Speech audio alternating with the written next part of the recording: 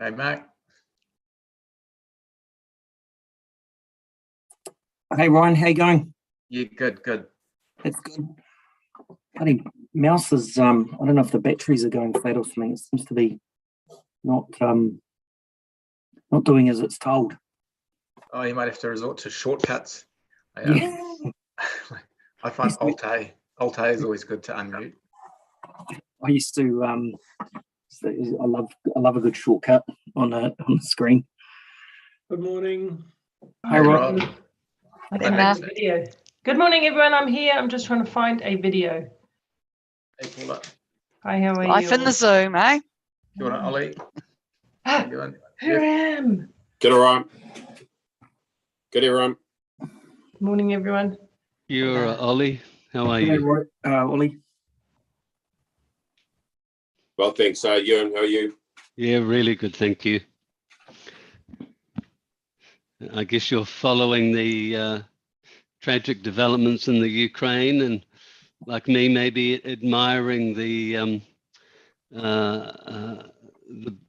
gallantry, I guess, and the bravery of the Ukrainians. Yeah. I've served with a couple of Ukrainian soldiers overseas. They're pretty resilient people, quite strong. Yeah, they're going to need to be. Mm. If you look at some of that satellite imagery of what's coming, Putin is just madman. It's like we all need that at this point in time with everything else going on, right? Yeah, that's what just makes it worse. He's deliberately chosen this time. Yeah, it's a bit of history there. Oh, good morning, everyone, and welcome to Economic Development via Zoom. Colleagues, staff, and governance. We're good for quorum, so we'll kick off. Welcome, Mangai. Start with karakia. He honori, he kororia ki te atua, mongorongo ki te whenua, whakaro pai ki ngā tangata katoa, hanga e te atua, he nākau hau ki roto ki tēnā o mātou, whakatongia tō wairua tapu, hei āwhina, hei tahu tohu, ia mātou, hei ako hoki I ngā kaupapa o tēnei hui. Thank you.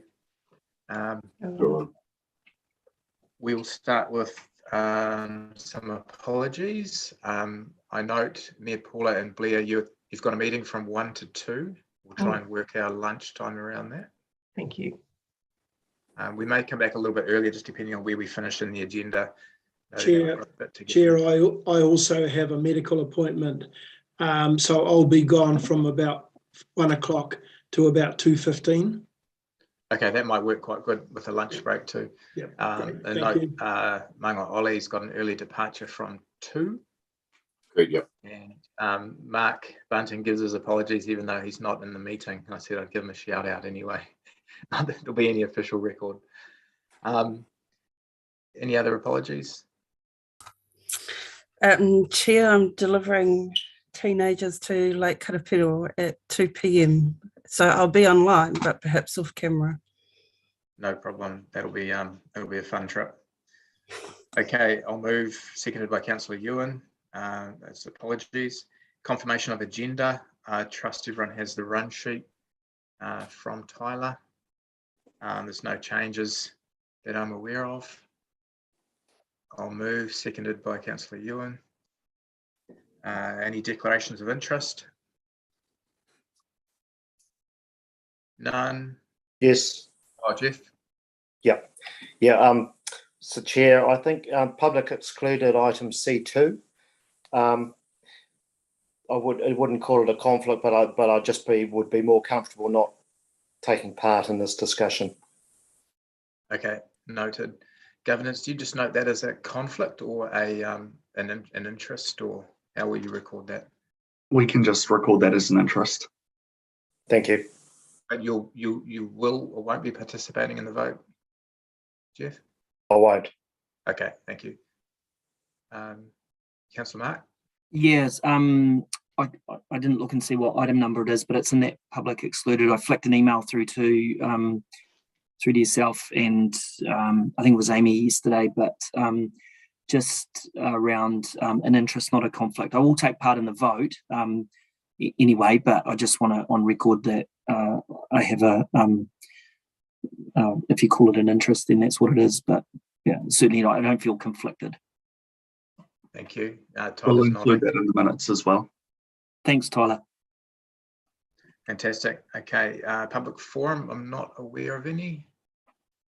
Tyler, no. Fantastic. Okay, we'll move to item 5, page 6, confirmation of the previous minutes. I'll move, Mr. Chair. Thanks, Ewan. I'll second. Seconded by Councillor Maxine. Thank you. Any debate? None. Those in favour? Just go show of hands. Thanks. Carried unanimously. Item 7. Sorry, Chair's report. Item 6.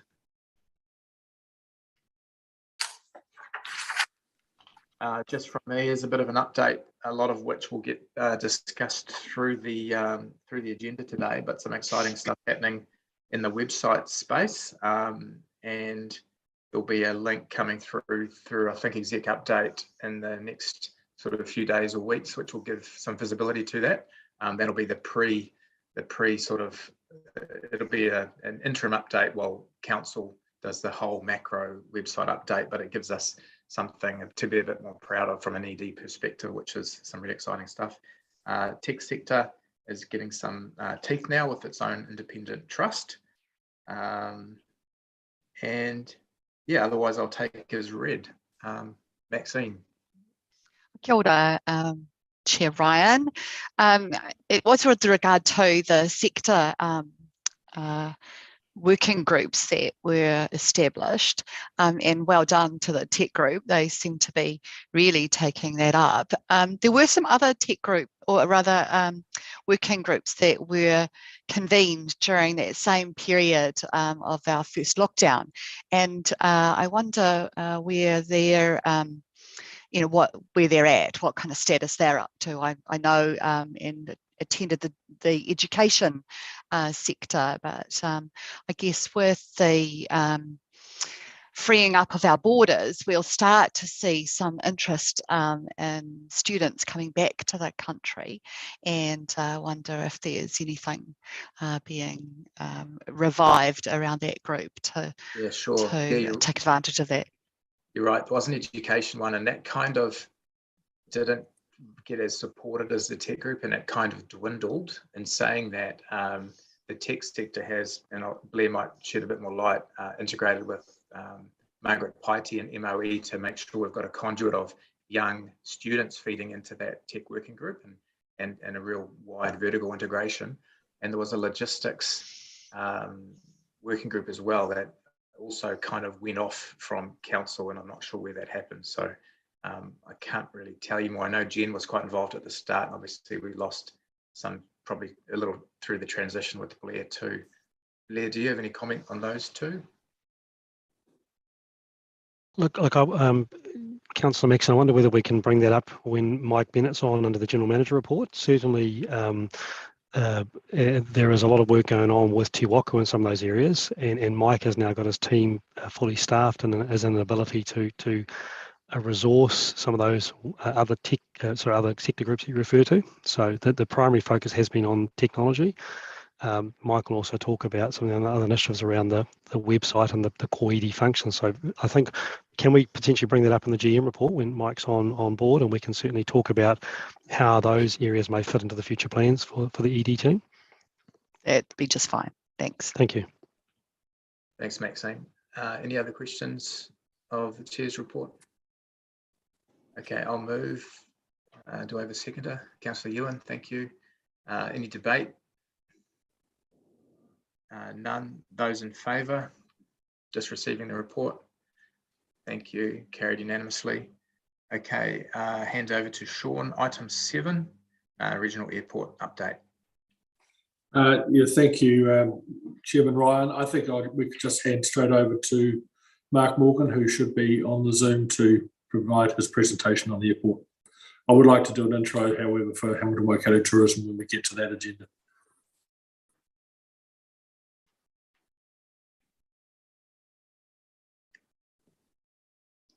Welcome, Mark. Mark Morgan, you're in the hot seat. So welcome. Thanks.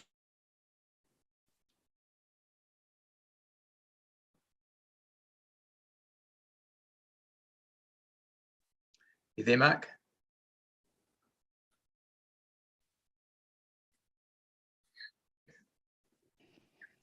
I see Scott's also presenting with him. Hi, Scott. We've lost Mark temporarily. Yeah, I'll just we'll just give Mark 20 seconds or so to get on. Otherwise, I can probably commence in his absence.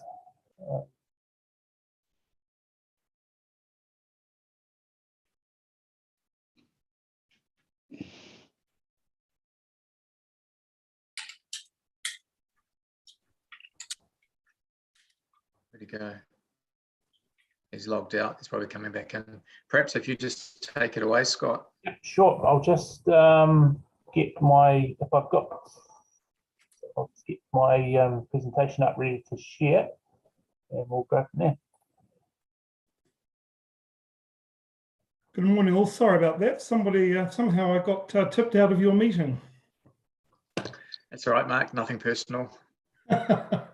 I won't take it as such, Ryan. Look, obviously we'll get underway with a very brief presentation.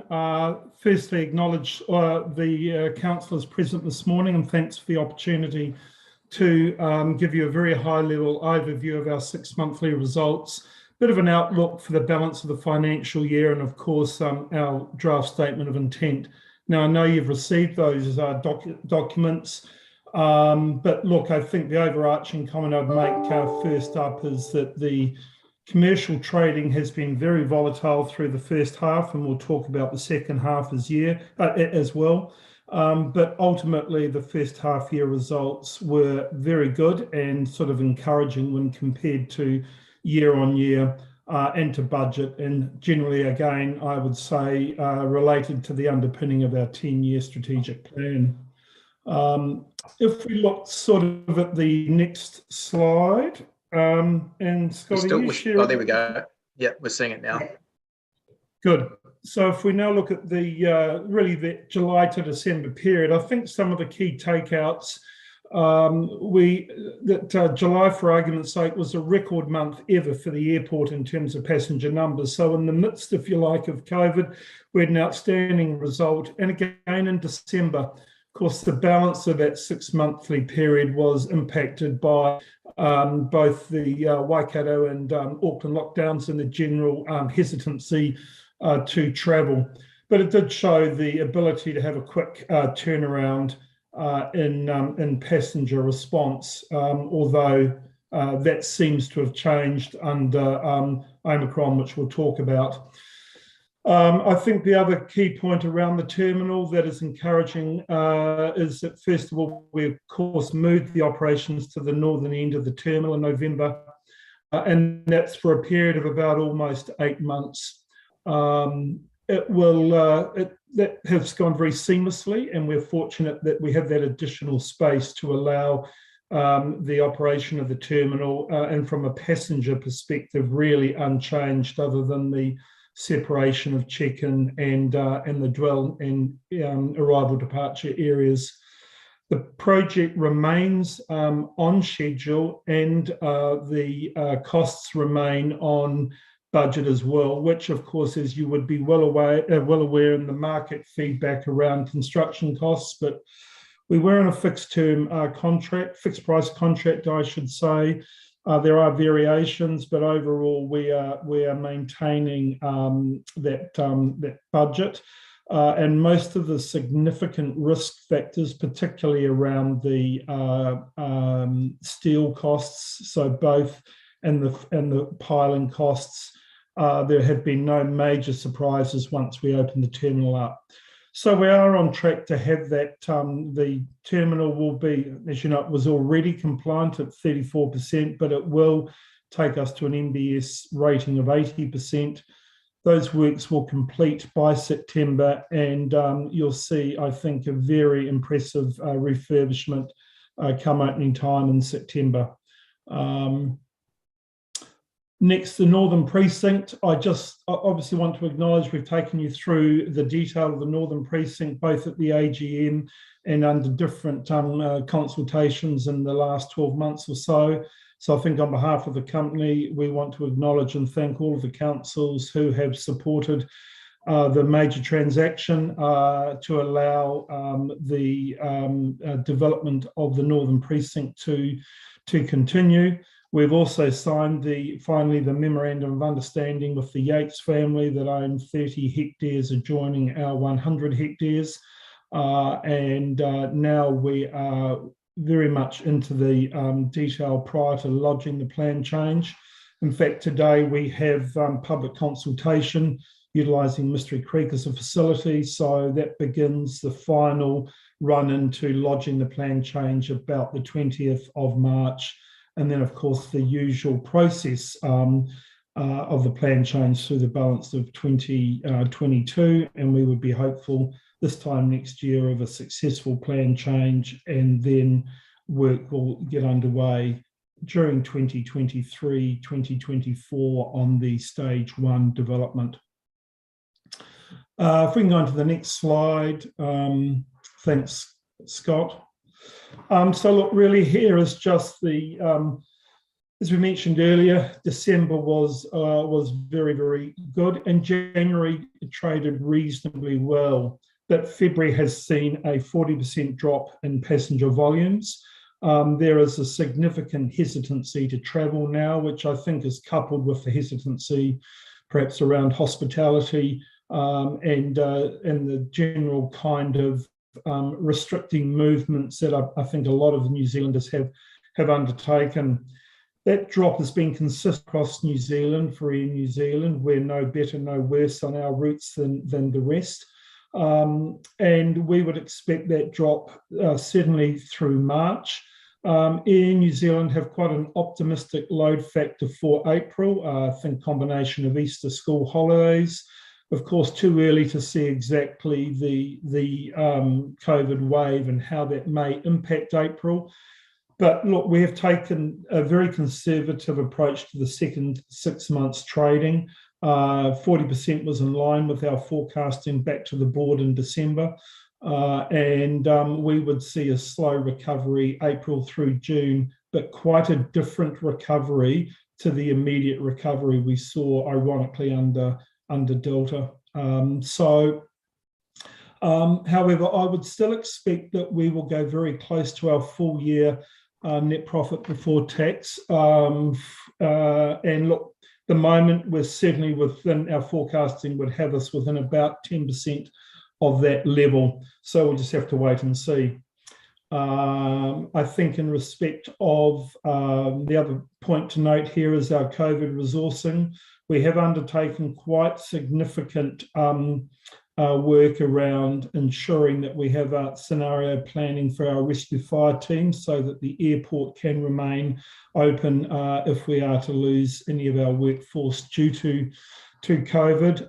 We're comfortable that we could still operate the airport servicing the commercial flights at anywhere around about 30% of our workforce. So in other words, 70% away from the business. So we have quite strong redundancy and resiliency. The airport itself has ordered significant supplies of rat testing, rats which are due this week. And that will allow us to conduct surveillance testing across our rescue fire daily. So I think we're in good shape at this point, but we know that can change very, very quickly. You'd also be aware that Jet Park moved into the quarantine facility, and that change was made last month. So Distinction came out of a quarantine facility back to an MIQ, and our hotel has become the community isolation facility for the Waikato. That has gone very seamlessly. We have, and you would be aware that both the DHB and Tainui have very significant wraparound services for community positive cases. At the moment, the hotel is about half full with positive cases, and that number has been pretty consistent. Obviously, the outlook now, given the government's latest announcements, is uncertain, although we would expect, because along with Jet Park, the major quarantine facility in Auckland, or really for New Zealand, I think we're likely to be retained for a number of months yet. And we do have a contract out till December this year, although the Crown does have a 3-month exit notification within that contract. So uncertain, but at this point in time, that is the current position, and we have reflected our FY23 budget on the basis that we could certainly lose the hotel back to a trading hotel by 1 January 2023. I think the other point I'd just like to, and we have one slide after this, but the other key point is around our people.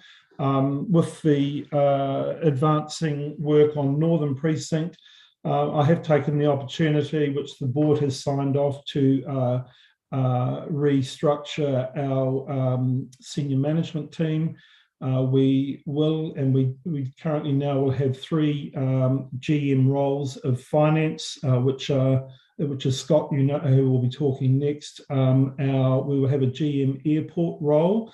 I'm currently recruiting that role.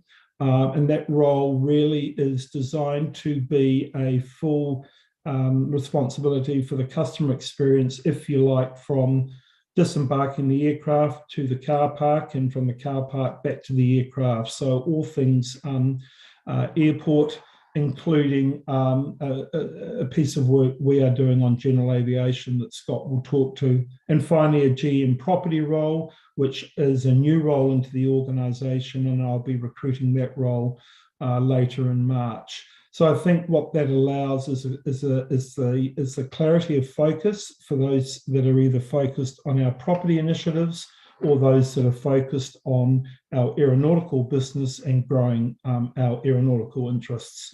And I think the other point I would make is that the group is a living wage employer, and we moved to that late last year. So that includes all of our hotel staff and our airport cafe retail staff that may or may not have been somewhere between the minimum adult wage and the living wage.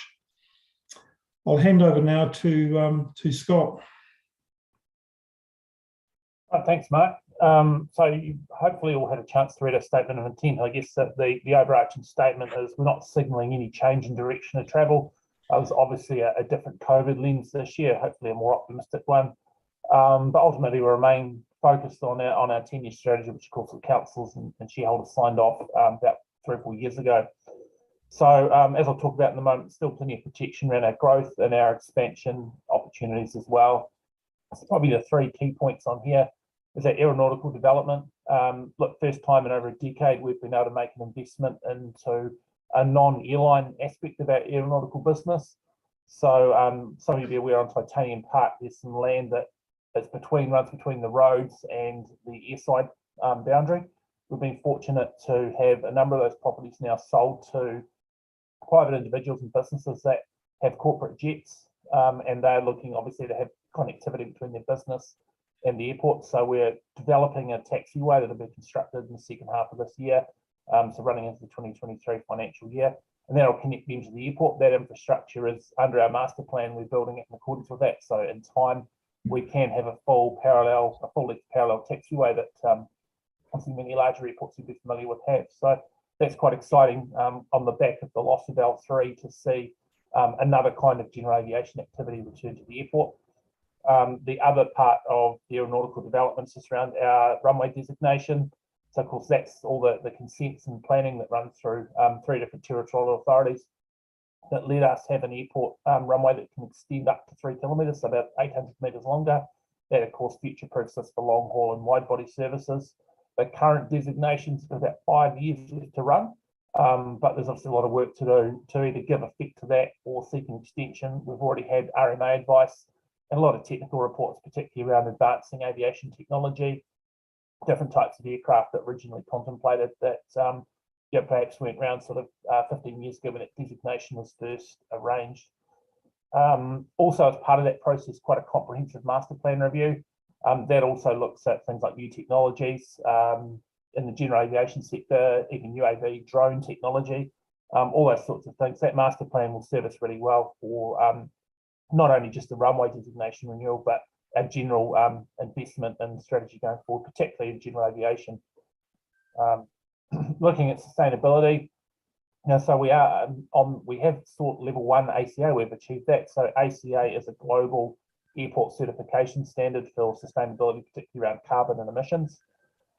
We achieved level 1 last year, and level 2 we're going as quickly as we can. Obviously challenges with COVID and odd looking metrics and disruption to passenger flows and things, so we're having to look through that. Level 2 is the second of 4 levels. Level 4 is only a handful of airports in the world have, and Christchurch is the only New Zealand airport that has that at the moment. So level 2 is still quite an achievement. The other thing we're looking at is we have an expert consultant engaged around electricity, in particular a solar farm. Obviously, we do have a lot of spare land at the moment, and it's not needed for aeronautical use and equally can't be developed commercially. So we are in advanced and a serious and credible business case for that.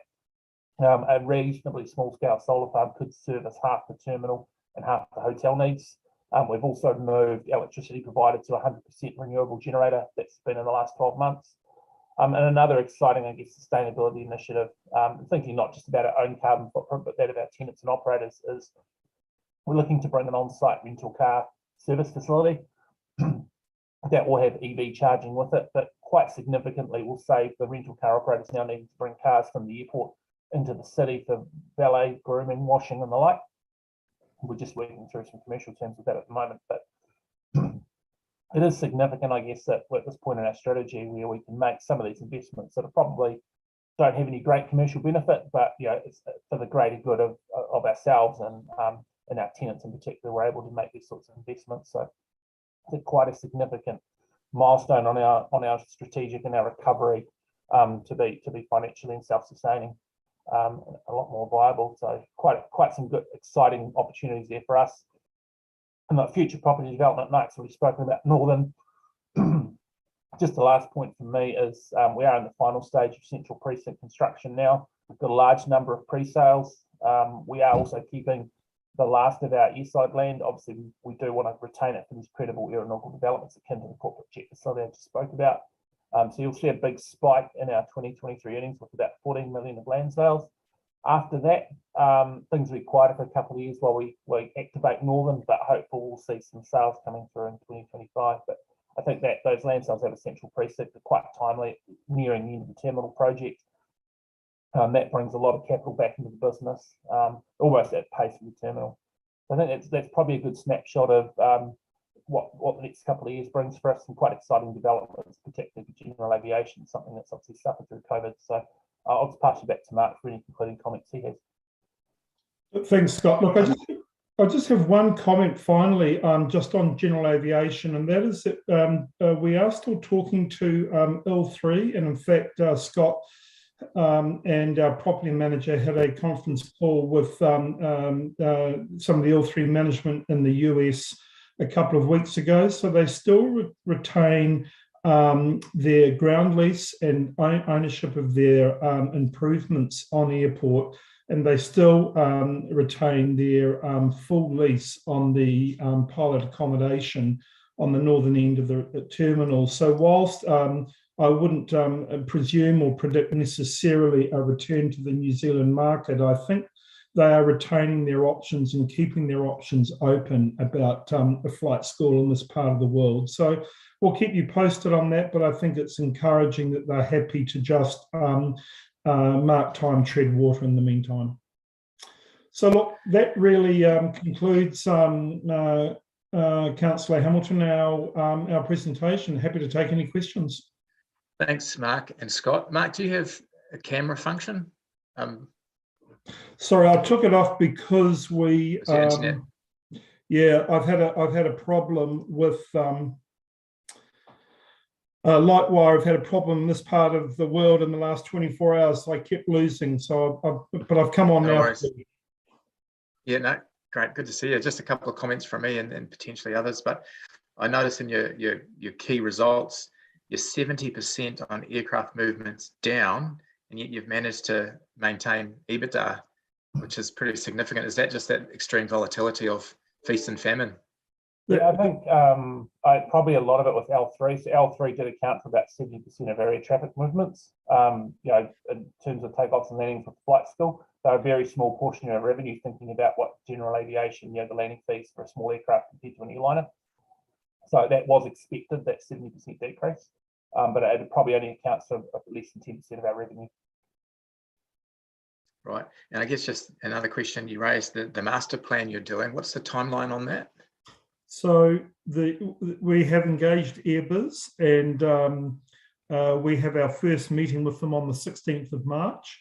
And I would expect, that process is probably at least a couple of months, but that's roughly the timeline. So our intention initially with the board was to obviously have complete, I mean, that piece of work needs to be done anyway. We need to update our master plan, and particularly with the amount of development around the airport since the last master plan, which was more than 10 years ago. And as Scott mentioned, that will help inform some of our thinking around both general aviation and, more importantly, the runway designation. We would then hope to have a view for the board on how we should approach the runway designation by the middle of this year. Okay, and I guess just you'll be aware that council, and some of this is PX, but we're undertaking a strategic review of our, I guess similarly, we haven't reviewed our position for 10 years, and there may be an opportunity while these two work streams are happening contemporaneously, just that we're talking, and so there's good visibility, you know, across board as strategic operations and shareholders. Yes, and look, I certainly mentioned to Sean the other day that the timing of the master plan review and the other strategic work we're doing on general aviation. So I think both of those work streams will be useful inputs to your strategic review. Yeah, fantastic. Thank you. Councillor Maxine, and then Mangai Te Pora. Thanks, Chair, and Mark and Scott, thank you for your presentation this morning. It certainly shows that diversification in these tough aviation times is an enormously good strategy, and it's set you up well. I just wanted to have a bit more information about your hotel MIQ contract, and given that there are, you know, as you've mentioned, changes coming up in that sphere, what plans does do you have for transitioning back to commercial accommodation offerings, and will there be the need to do a bit of a pull through on the hotel in order to be able to be a great offering? Yeah, thanks, Councillor. The first couple of points, of course, is we're unsure of the speed of change with the border decisions by the Crown have been at pace, and I think will continue to evolve very quickly. But look, two work streams I think for us is one that Jet Park, who manage the property for us, they have already commenced a review of how they would trade out of quarantine MIQ. So from full rebranding to the completion of refurbishment, and then of course budgeting if you like, a Phoenix, a restart, profit and loss. We have done the same, or Scott has done the same for the Hamilton property. So we had already provisioned significant marketing and refurbishment costs into this financial year. That of course will no longer be required, but it will be provisioned into the FY23 year. We work very closely with Jet Park in this space. We will take a very, obviously, quite a conservative view of relaunching the property. You probably may or may not recall, but we only traded a matter of weeks after we had finished the 4-star upgrade of the hotel before we went into lockdown. So we expect it to take about 12 to 18 months to grow to what we would call a profitable position, but it will have quite a strong cash flow outcome sort of very early in the piece. So yes, we're well prepared for it, but the Crown does have a contract now with us till the end of December, and until we have certainty of their position, it's very difficult to plan right at the moment. Thank you, that's perfect. Thanks, Mangai Te Pora. Thank you, Chair. Kia ora, Mark. Look, congratulations on the success of the diversification strategy. You can really see that coming through in the reports. I've probably got two topical questions. The first one being around COVID. I note that it's really good to hear the work through on being able to work with at least 70% of staff away from the airport. I really want to test that a wee bit more, because we know in different sectors and industries, workforce has been impacted quite severely, just the nature of Omicron. And so we know that Omicron is not going to be the one. There's going to be successive variants and mutations as we just progress through. So what I'm wanting to test is the impact on the workforce overall and projects that really require the workforce. We've got some, some outside projects, things that need to move along, or the developments. How can those things keep going? What's our resilience factor in that area? Thank you. Look, thank you. And kia ora. The first comment I would make to you is that in respect to our own employed people, fortunately, almost half of our workforce can work remotely and are set up to work remotely. And in relation to our rescue fire, that is the key. Team to make sure that we have resilience to operate the airport.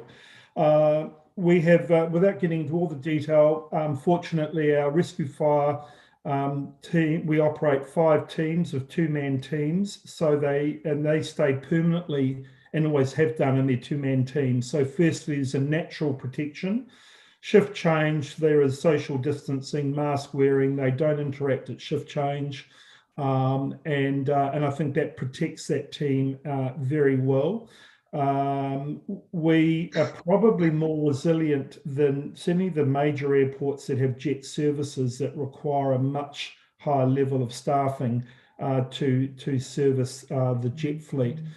The other point I'd make is that the airports collectively are engaged in discussions with the CAA around what happens if an airport does not have any rescue fire to man the commercial aircraft. Now, there is precedent for this. There's up to 72 hours in the legislation to not have a rescue fire vehicles available, and yet subject to the airline's own decision making and their own protocols, they can utilise the runway. And there is now further discussions with SARE. And we had a recent situation with Hawke's Bay where they very nearly were not able to operate due to staff isolation with a COVID scare at Hawke's Bay Airport. So a lot of work going into it. But I think we are as prepared as we can. We also have the manager of the rescue fire team does not work shift, and he is also working remotely from his immediate team. So I think we're doing as well as we can. And as I say, we're due to receive several hundred RAT tests tomorrow or the next day. And that will allow us to start surveillance testing of the rescue fire team as well, so we're not unnecessarily self-isolating.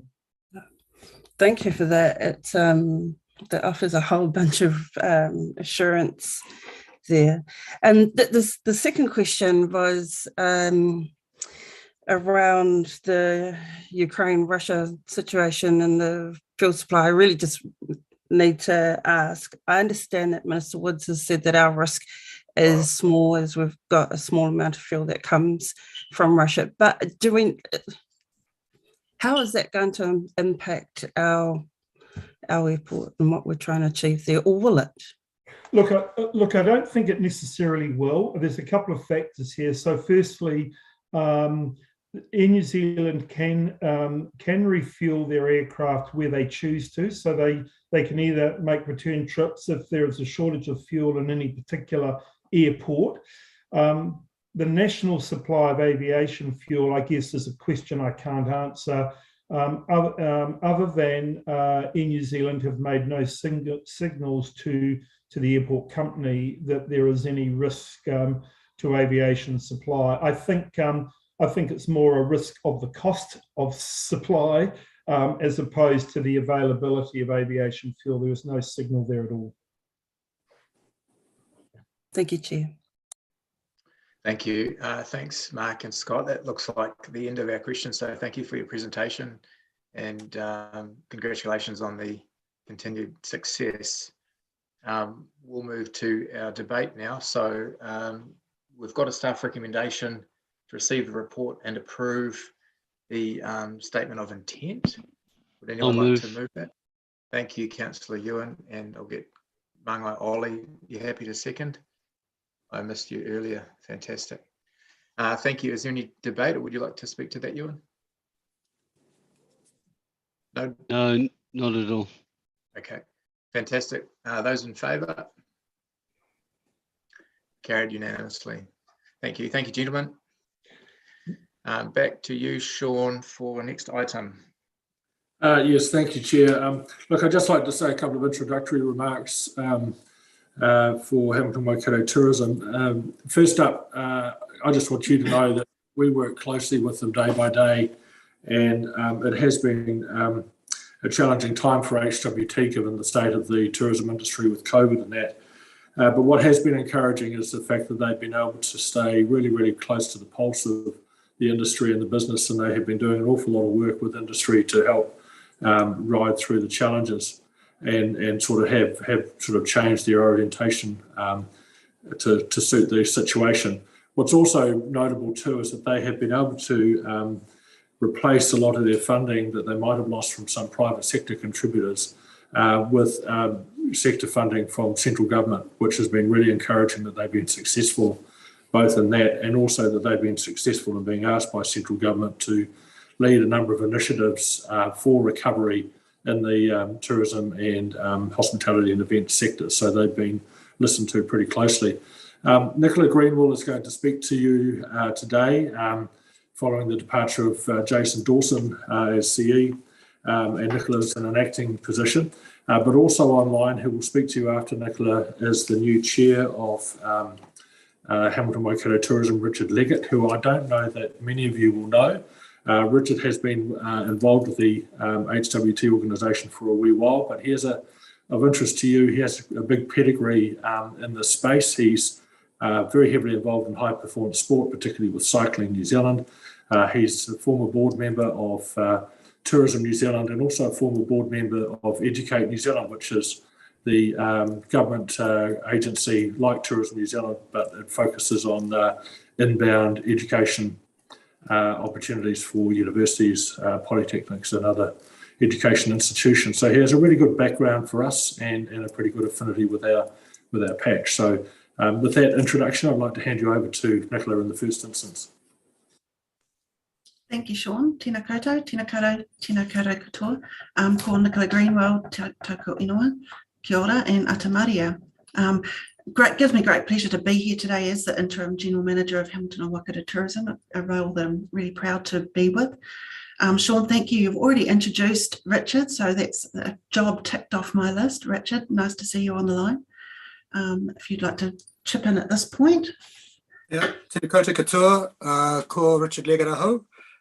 It's a pleasure to be here, and as Sean said, I have been on board for I think 3 years plus, so I've taken over from Annabelle, working with Nicola, and I'll make a few comments after Nicola has been through the slides. And I expect Richard to chip in where we need to as well. Bear with me, let's share the screen. So this is our 6-month report, obviously from July through to December. You've got this all in your submitted agenda already on page 86, I believe, from Sean's report, and then ours kicking in at 89.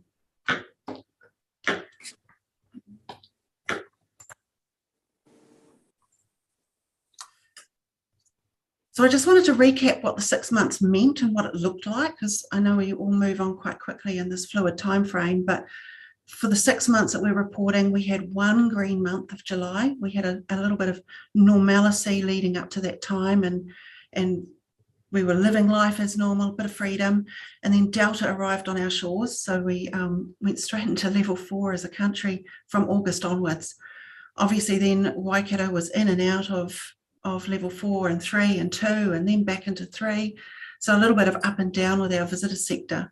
There's absolutely no doubt that the lockdowns of our residents, our own residents, and our largest domestic market of Auckland has impacted on visitation. So I just wanted to sort of set that scene before we kick into some of the graphs and numbers. We can see it coming through. So all of these numbers are in your report, although some will look slightly different. Your report was written with November figures because the stats weren't out from MB for December at that point. So these numbers on your screen now are for December. And these are for Waikato as a region.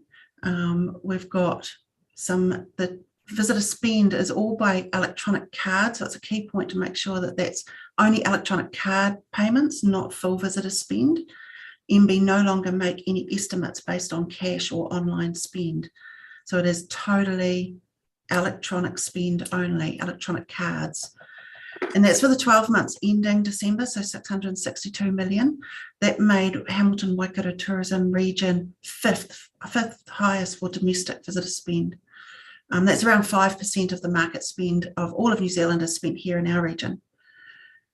The guest nights here at 907,000. Again, for the 12 months, it's 3.5 share of New Zealand guest nights. Overall, the regional occupancy sits at that 35%. And I'll talk about Hamilton next on the next slide with the occupancy rate because it's fantastic. Our events across the region, we can see there at 12,000 business event delegates attended 128 events in our region. Now that's for Q3, so only July, August and September. Q4 is not out yet. So our data is lagged depending on when MB release the data. So we do have a little bit of catch up there. The rest is the same as what you've got in your report. This is Hamilton City itself. Commercial accommodation, 56%, and Richard often questions me, that's so high. It is very high. It is much higher than Hamilton Waikato regional occupancy rate. So thank you, Hamilton City, for holding us up a little bit there. 56%. And now that remembering these graphs show a whole lot of lockdown period, just so you can see the drop down there. 56% occupancy across the 12 months is great. New Zealand, compared that to New Zealand's occupancy rate of only 37%, Hamilton's definitely punching up above its weight there. Up until the lockdowns, Hamilton City was consistently around first and second in occupancy rate for all territory authorities, so it's a really good result. A lot of those guest nights we can attribute to hosting business events and corporate events in the city and sort of in the wider region as well. Hamilton definitely hosts our people attending events. The spend there, 351 million. Again, that's 12 months to December. And again, it's electronic card transactions.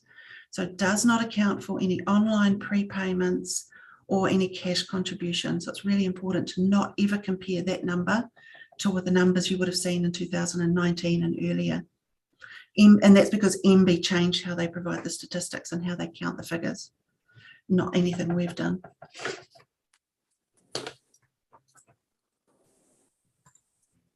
This next slide is really messy. It's really busy, and that's because we have continued to be really busy. So this really just encapsulates the activity that our team have undertaken, which is all reported in paragraph form from page 94 in your agenda onwards. So while the 5 of the 6 months have been in red and reduced visitation, the team continue to promote Hamilton and the region to visitors throughout New Zealand. The Mighty Local campaign was reactivated in August, remembering that's around encouraging residents to support local businesses. And even our current activity now and our campaigns focus still on that and encouraging people to support the local hospitality and tourism businesses. There's a lot of people that are not comfortable in travelling in red, as we are now, not part of that 6 months. But, you know, there's some fantastic experiences out there in our own backyard, and people need to get out and experience them. They are safe, and our messaging is really switched to showcase that get out there and explore right now. It is still safe to do so. Our borders are closed. However, our activity has, until the announcements last night, and that looks like it's speeding up, our activity still focuses on the international market. And that's really important to make sure that Hamilton and Waikato are still well represented when we're training travel agents abroad, so that in our travel media, so that when the borders do open, we are still top of mind and we're still on the agenda for people to travel into New Zealand and into our region. So while, you know, it seems like our borders are closed and it would seem that international focus should be lower, it is slightly lower, but it is still a key piece of work for us. During each phase of lockdowns and reds and oranges and levels 4s and 3s and all of those different things that we've had to navigate, the team really remain committed to engaging with our sector and our operators. We're constantly on the phone and checking in with everybody. How are they navigating and delivering to the new standards that have been put on us now? How are they coping? How are their teams coping?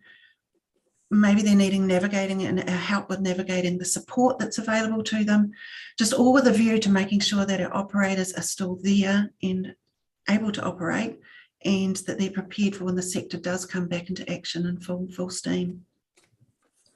As Sean's already said, we secured maximum funding available to RTOs through the STAT, Reset and Regional Events Fund from central government.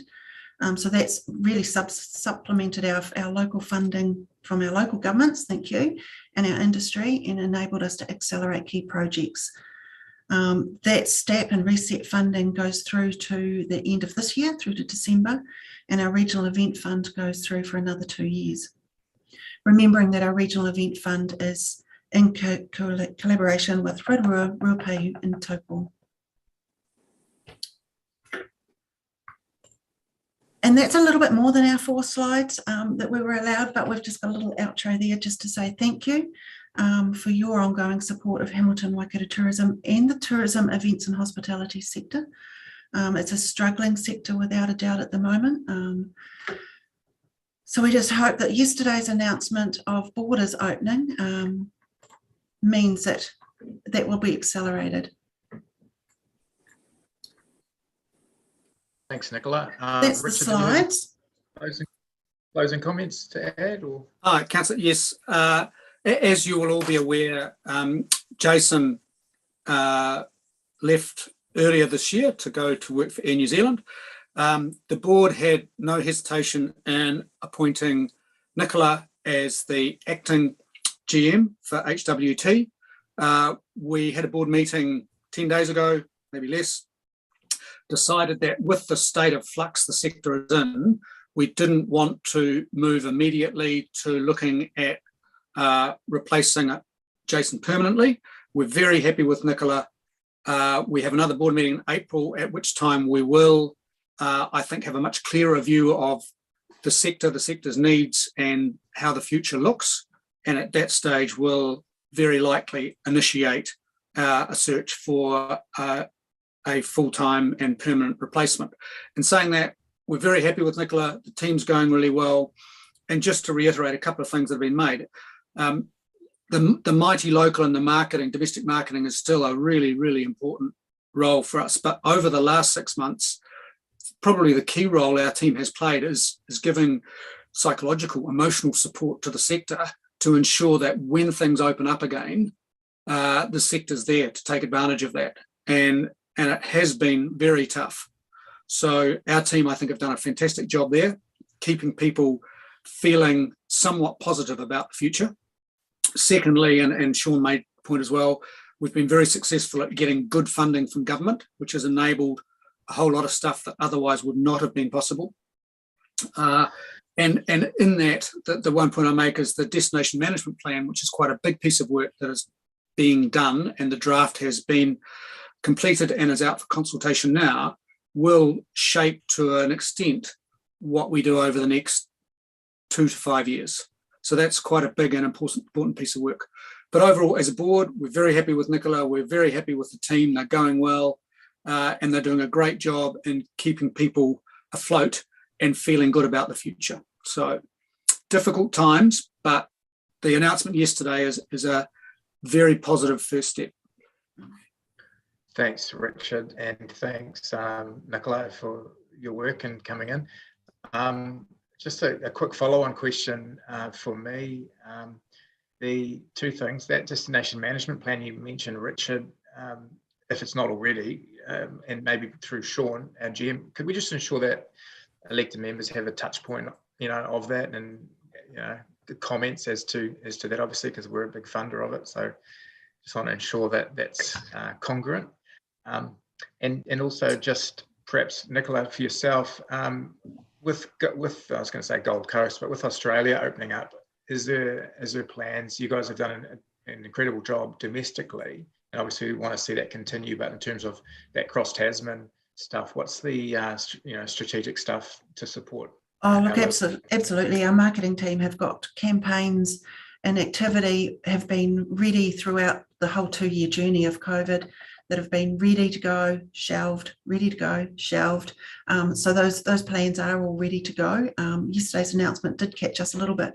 It was a bit quicker than what we had hoped. Well, no, not quicker than we'd hoped, but quicker than what it had been indicated. But the team will be having those activities kicking off very soon. Fantastic. Yeah. I've got Mayor Paula and then Councillor Martin. Good morning. Good morning, both of you. Good to see you again. Just my question, and thanks for the good work that you are doing, holding steady. I'm sure we all appreciate what's going on in the national arena around tourism and internationally even. Just a comment on hospitality, and I've had a couple of, I went to the forum that was at Wintec, and I'm wondering what your role is in terms of supporting hospitality and what your relationship, wonder if we can bring together a relationship with Food Waikato and Waikato Tourism to work across this space. Absolutely. The Mighty Local campaign does move in through that hospitality sector as well, and includes the hospitality sector. So we've worked quite closely with them with that right throughout the journey. We do have our food and beverage tourism strategy in place now, thanks to our STAC funding, and that's identified some key activities that we can be undertaking with the wider sector, as well as hospitality.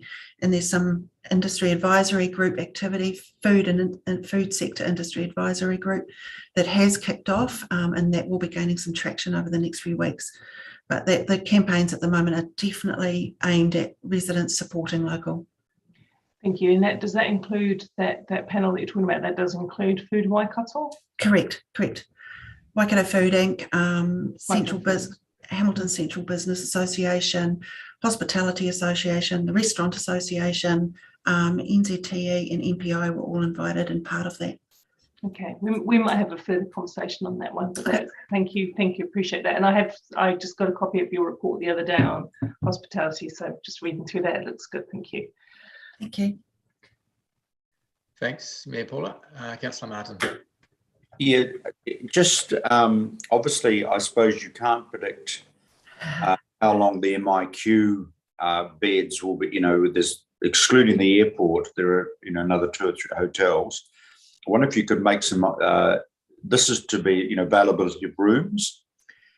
So I guess if you have any sort of intel on MIQ, or if it's too early in terms of when do those beds become available. But secondly, can we just get an idea of what intel you have on the proportion of motels, etc., that are primarily now in the emergency accommodation market, And so in terms of beds availability, you know, what you talked about a occupancy rate, then obviously if there's less rooms, then the relative percentage of occupancy goes up, you know, supply and demand. So I'm wondering if, just give us an idea of that sort of intel and if those motels are fundamentally entrenched at this point for emergency accommodation and for all intents and purposes are not part of tourism.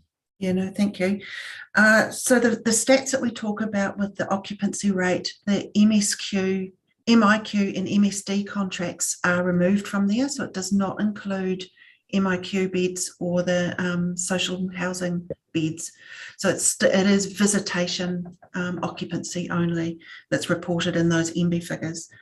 MIQ beds availability. So we've heard Mark talk about Jet Park, and that's contracted through to December. It's very crystal ball gazing. We understand Distinction and IBIS are through to June at this point, but those contracts could be extended. IBIS has a sizable renovation planned after that time, so availability towards the end of the year. It is really crystal ball gazing, Councillor Martin, to know just when we're going to get those beds back, but certainly I would imagine towards the end of the year.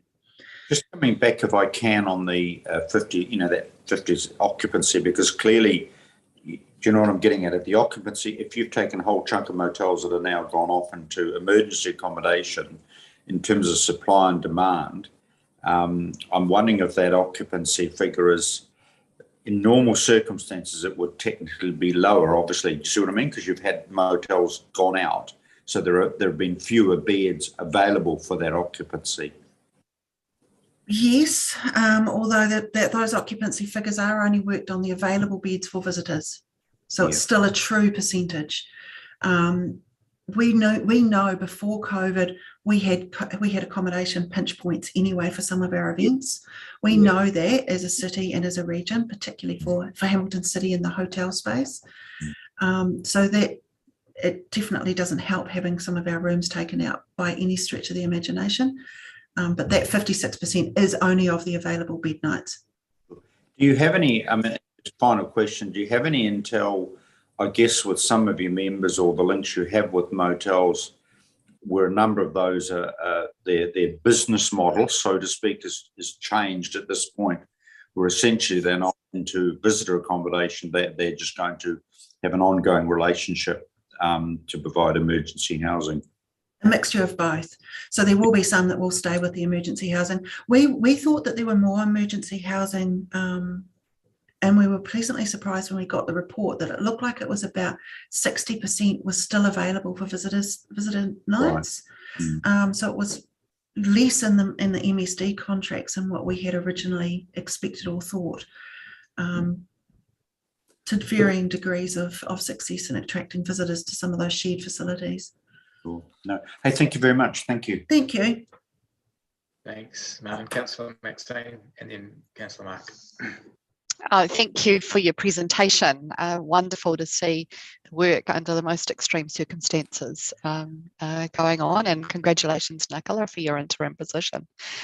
And also a welcome to Richard. It's really great to be able to see you and have the advantage of all of your past experiences. My question was with regard to Mighty Local, and I've seen that coming up on my Facebook feed. It's really great to be able to see Waikato being and our experiences being promoted in that online space. Also, what I note is the Try Something New New Zealand. Are we involved, or are you involved through that advertising campaign, and how might that? Absolutely, all RTOs are, and some of our marketing money and our STAP money has all been around aligning to and collaborating with Tourism New Zealand on that activity. Our marketing manager was on the advisory group with Tourism New Zealand with a lot of the activity moving into the domestic space, so we're well connected to Tourism New Zealand, absolutely. We hosted the Tourism New Zealand's domestic team in region last week. Their group of 8, I think it was, they had plans for 6 mills into 6 different regions over the last few months. due to changing levels of alert levels, they've only actually been able to do 2 of those visits, and Hamilton Waikato was one of those last week. So we had them 2 days and had them around our region. It was fantastic to have them here and showed them some gems they didn't know were here. So it was a great success. Absolutely aligned to Tourism New Zealand. And look, that's fantastic. I guess in the interim, we are expecting some deep reluctance for people to be doing that travelling. How are we poised to take advantage of coming out the other end of that, and also taking note that it'll be a different season, I guess, by then, won't we? We'll be into kind of late autumn, early winter. As I say, our marketing team have got campaigns ready to go. The whole team have become quite nimble on planning and unplanning and replanning work over the 2 years. So campaigns are ready to go with driving visitation. And of course, as I say, the current messaging out there at the moment with our current campaign is that it is safe to travel. While people are reluctant to, our messaging is that it is safe. Our operators are well versed at keeping their visitors safe now, and there's safe processes in each of the tourism operators, the hospitality venues, and our events for up to 100 people. So our messaging continues with that at the moment. It's great news to hear. Thank you. Thanks, Chair. Thank you. Thanks, Councillor Mark.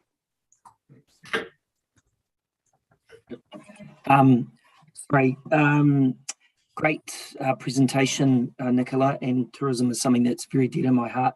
Not many people know, but when I moved back from Japan many years ago, I actually took local tours around Hamilton. So I'm a passionate ambassador for the city. But my question is, what's our feedback loop look like in terms of, we're constantly ridiculed by Aucklanders about being the place you go to.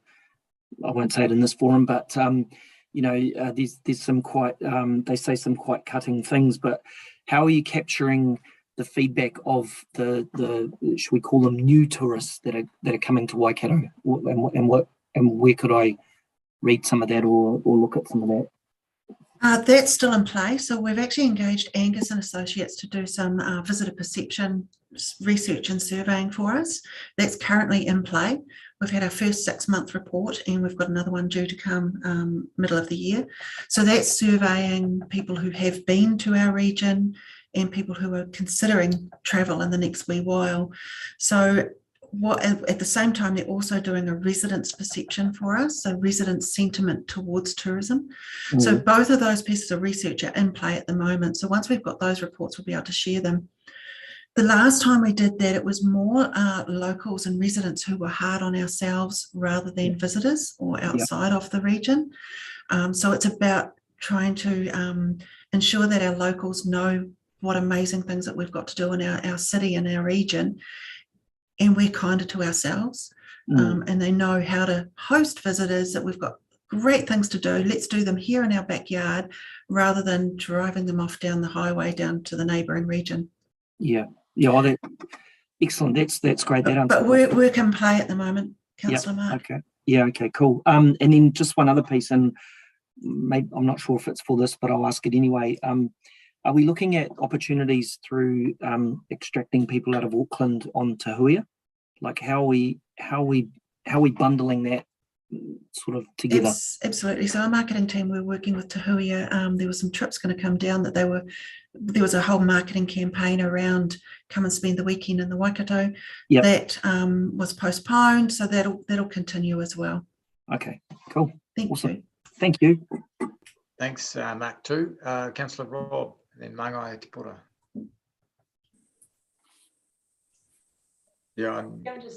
Thanks, Chair. I thought Tipura might have been ahead of me, but that's I'm happy for Tipura to go ahead of me if she wishes. Very gracious. Okay, I've got one question, and it may be perhaps one that Sean could answer. I'm looking at table 1 in paragraph 16, which shows our funding contribution to Hamilton and Waikato tourism, and I see that's now 618,000, and I presume that that's gone up from 585, which was, I think, the last agreed grant figure has gone up by the CPI.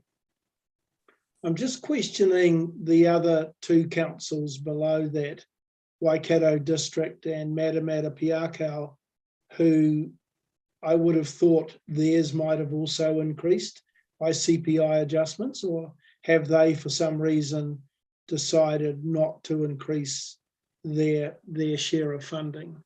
Yes, Councillor Rob, you've got an eagle eye there. There is a mistake in that table, in that the plus CPI shouldn't be notated against either Waikato District Council or Matamata Piakau. They chose to, in their purchase agreement, to not include a CPI element, whereas the others have, including ourselves, obviously.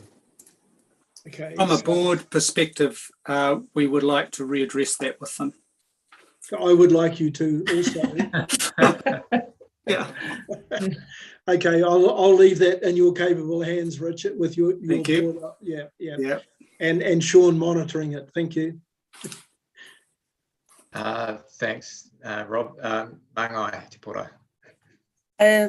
Thanks, Chair. Kia ora, Nicola, Richard, congratulations on your appointment. I've got two questions. The first one being around the statement in there that Hamilton and Waikato will be recognised as the home of kingitanga. And there were hui happening with Waikato Tainui, although there was not much information in our previous meeting around what was the outcome out of that and what we're working towards around that. I wondered if you'd care to comment around that. Kia ora, the working towards the home of kingitanga, that was an opportunity that was identified in our Tourism Opportunities Plan of 2016. That is absolutely unique to the Waikato, that we are the only region who can state that. So we need to have some activities around that and engage with kingitanga, and particularly Tainui Waikato. It really is, it's still at the point, I guess, of what is our story to tell and what are stories that we cannot tell, and finding that safe space of what can be told and what shouldn't be told in a public forum. So part of the Destination Management Plan work is fleshing that out with Waikato Tainui, Maniapoto and Rokawa. So we've had first consultations with them with the Destination Management Plan, and that needs to continue in this second phase at the moment. We've also been working a little bit and need to more with Tainui Waka Tourism Inc. Still very much a work in progress, Te Pora, yeah. I'd probably look forward to in our next update hearing a wee bit more along how we've progressed around that. One of the a couple of our po inside He Po Manawa Order gives rise to the stories and prosperity and all of that in there. And the second question was really just around the tourism spend, and so get the electronic card and how that's been calculated. Have we projected what that spend might be? Because I mean, 3% increase is not too bad considering the environment that we're in at the moment. But do we have any idea that if we were to add all the other things on, what that might be, or what the flex is in there? Unfortunately, no. So MB do those stats for the sector, and they used to, and they used to do very clear reporting on domestic and international. They found that some people at international, New Zealanders returning from overseas were still using their international banking and their international cards. So it throws all the figures out, and they're really not reliable. So that's why they've gone back to just pure electronic spend and capturing that, because it is reliable figures. So I'll say something. What we would like to think is that actually, because this new counting system has just come in, and we've had a pretty rough 6 months, I think you'd be able to say, I would hope that 351 is the base. Now, how much growth there is from that, as Nicholas just said, we don't really know, but it will be interesting plotting that over the coming years.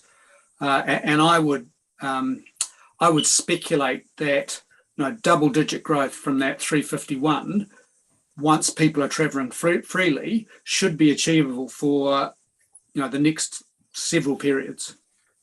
but that's a speculation. Yeah. Richard, I wonder if you'd care to comment around perhaps different characteristics that we would look out for spend in line with the border opening, or is there no change in that? I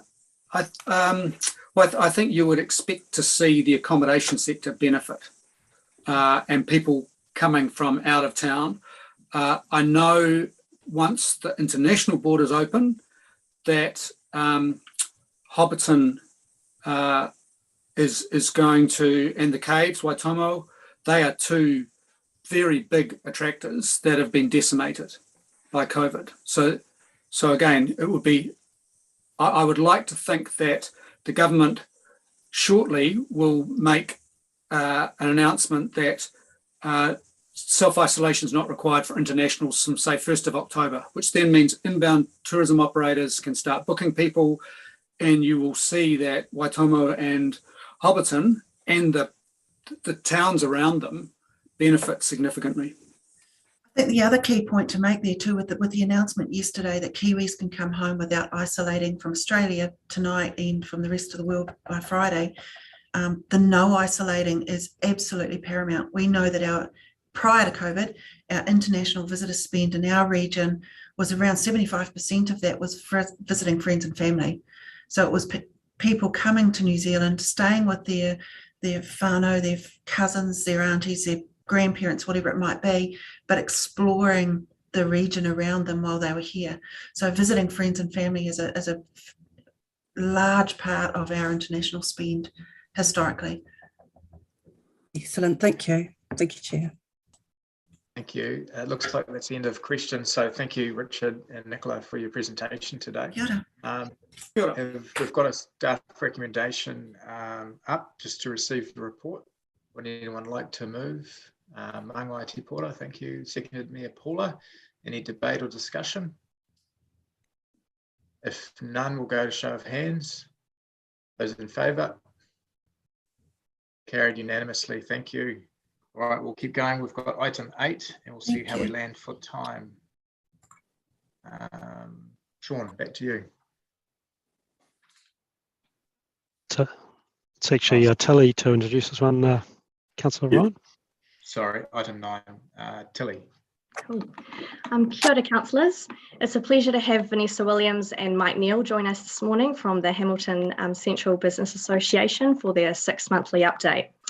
The purpose of the report today is to cover an update across the period of July to December 2021, an update on the investment that HCBA delivers, which is supported by bid and activation funding. Within the report, you'll see the impact of COVID-19, particularly on activation and the cancellation of many events.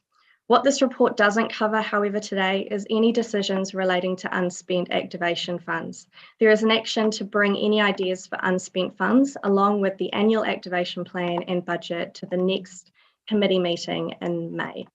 In August last year, Council approved the HCBA's 21-24 activation priorities, strategic and activation plan, service level agreement, and that was all renewed.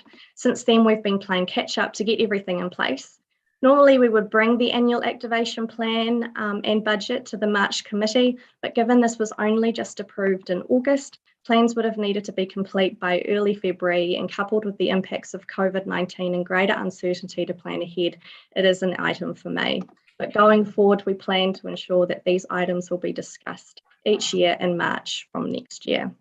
I will now hand over to Vanessa and Mike to present their 6-month update. Thank you. Thanks, Tilly. Good morning, councillors. I'm going to try and share my screen so you can see some slides we've put together. Share. Let's just, can everybody see that? Yeah. Yep. I'll see if I can just make it a bit larger. So I just want to start off by saying, obviously, everybody's well aware of all the impacts happening around the CBD at the moment with the Omicron spread and the noticeable decline in foot traffic and businesses being in the CBD at the moment. However, we do have some good news that we wanted to share today. So first up, we wanted to share the new businesses that have opened in the CBD. We've had about 25 businesses open since July last year. And bearing in mind the slide that Nicola showed before, which outlined month by month what the country or what the region looked like with lockdowns and alert levels, actually we're delighted that we still have strong business inquiry coming through, that our close contact businesses are still well represented, retail and hospitality and health and beauty. Although it should be noted that, and I did make comment in the report, the commercial side of life is, there is an increase in businesses going on monthly leases, and also, looking at the viability of keeping some of those larger spaces going. So, the impact of obviously people working from home going forward, businesses are trying to be prepared for a mix of people being in office and from home. But it is great to see, particularly from some of our larger businesses, that they are doing their best to still be in the CBD by operating teams and bubbles and actually having some footfall in here when appropriate. So that was just to give you a highlight of those that have recently opened up. And to highlight some of the local campaigning that we have been doing. So over the last 6 months, or the July to December period, and obviously still now, it's so important for us to keep our business community being promoted out to the public. We have close to 50,000 people following our social media channels. So we make sure that we're continuously out there promoting our businesses, particularly those close contact ones. We very successfully partnered with Hamilton Waikato Tourism to do a campaign that we used Neat Places to put together. And this included stories around the city, so not specifically referencing businesses, but looking at things to do in Hamilton and, for instance, the top Chinese eateries or galleries and places to visit. So we were just trying to ensure that we had continuous commentary out in the public space around Hamilton and things to do here. And very successfully ran a promotion of winning a night in Hamilton with the business community contributing to that prize that you can all see, the winner Hamilton Kirikiri Getaway for Two. And this was an amazing promotion in that it had really good reach out on Facebook and Instagram, so talking over a couple of 100,000 impressions for both, and good recognition across Auckland, Christchurch, Wellington and Dunedin, as well as locally in Hamilton. This was actually won by an Auckland couple, and the great story behind it was that they won one night here in Hamilton, but they actually came and stayed for 3 because they thought, why not make an actual holiday of it? And so that was ideal that they actually came and spent a lot longer here. And, we were very complimentary about the activity and things that they had lined up from this promotion. So we are in talks to actually run another one just based on the success of that. We have also another local campaign shortly to start.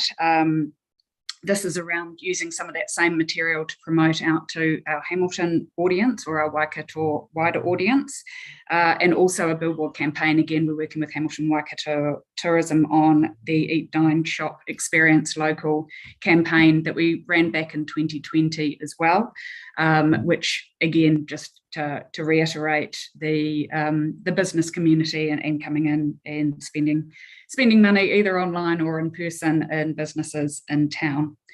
So that's shortly to start as well. Moving along into the news, thought it worthwhile highlighting this. We got some great publicity over the past 6 months, or the last 6 months of last year. Not only were the media very good with ensuring that we had some CBD commentary around all that was happening with COVID and impacts of, but they also put out a wonderful amount of positive news stories about businesses and activities in the CBD and wider in Hamilton.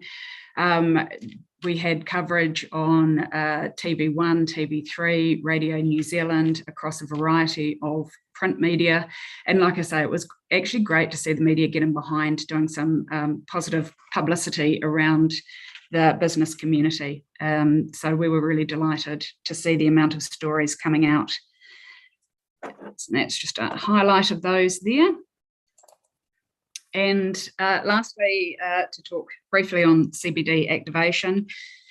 As you know, this has been a tough time for events, and we have spent a lot of the end of last year working through cancellations and postponements with different events and activations we had planned.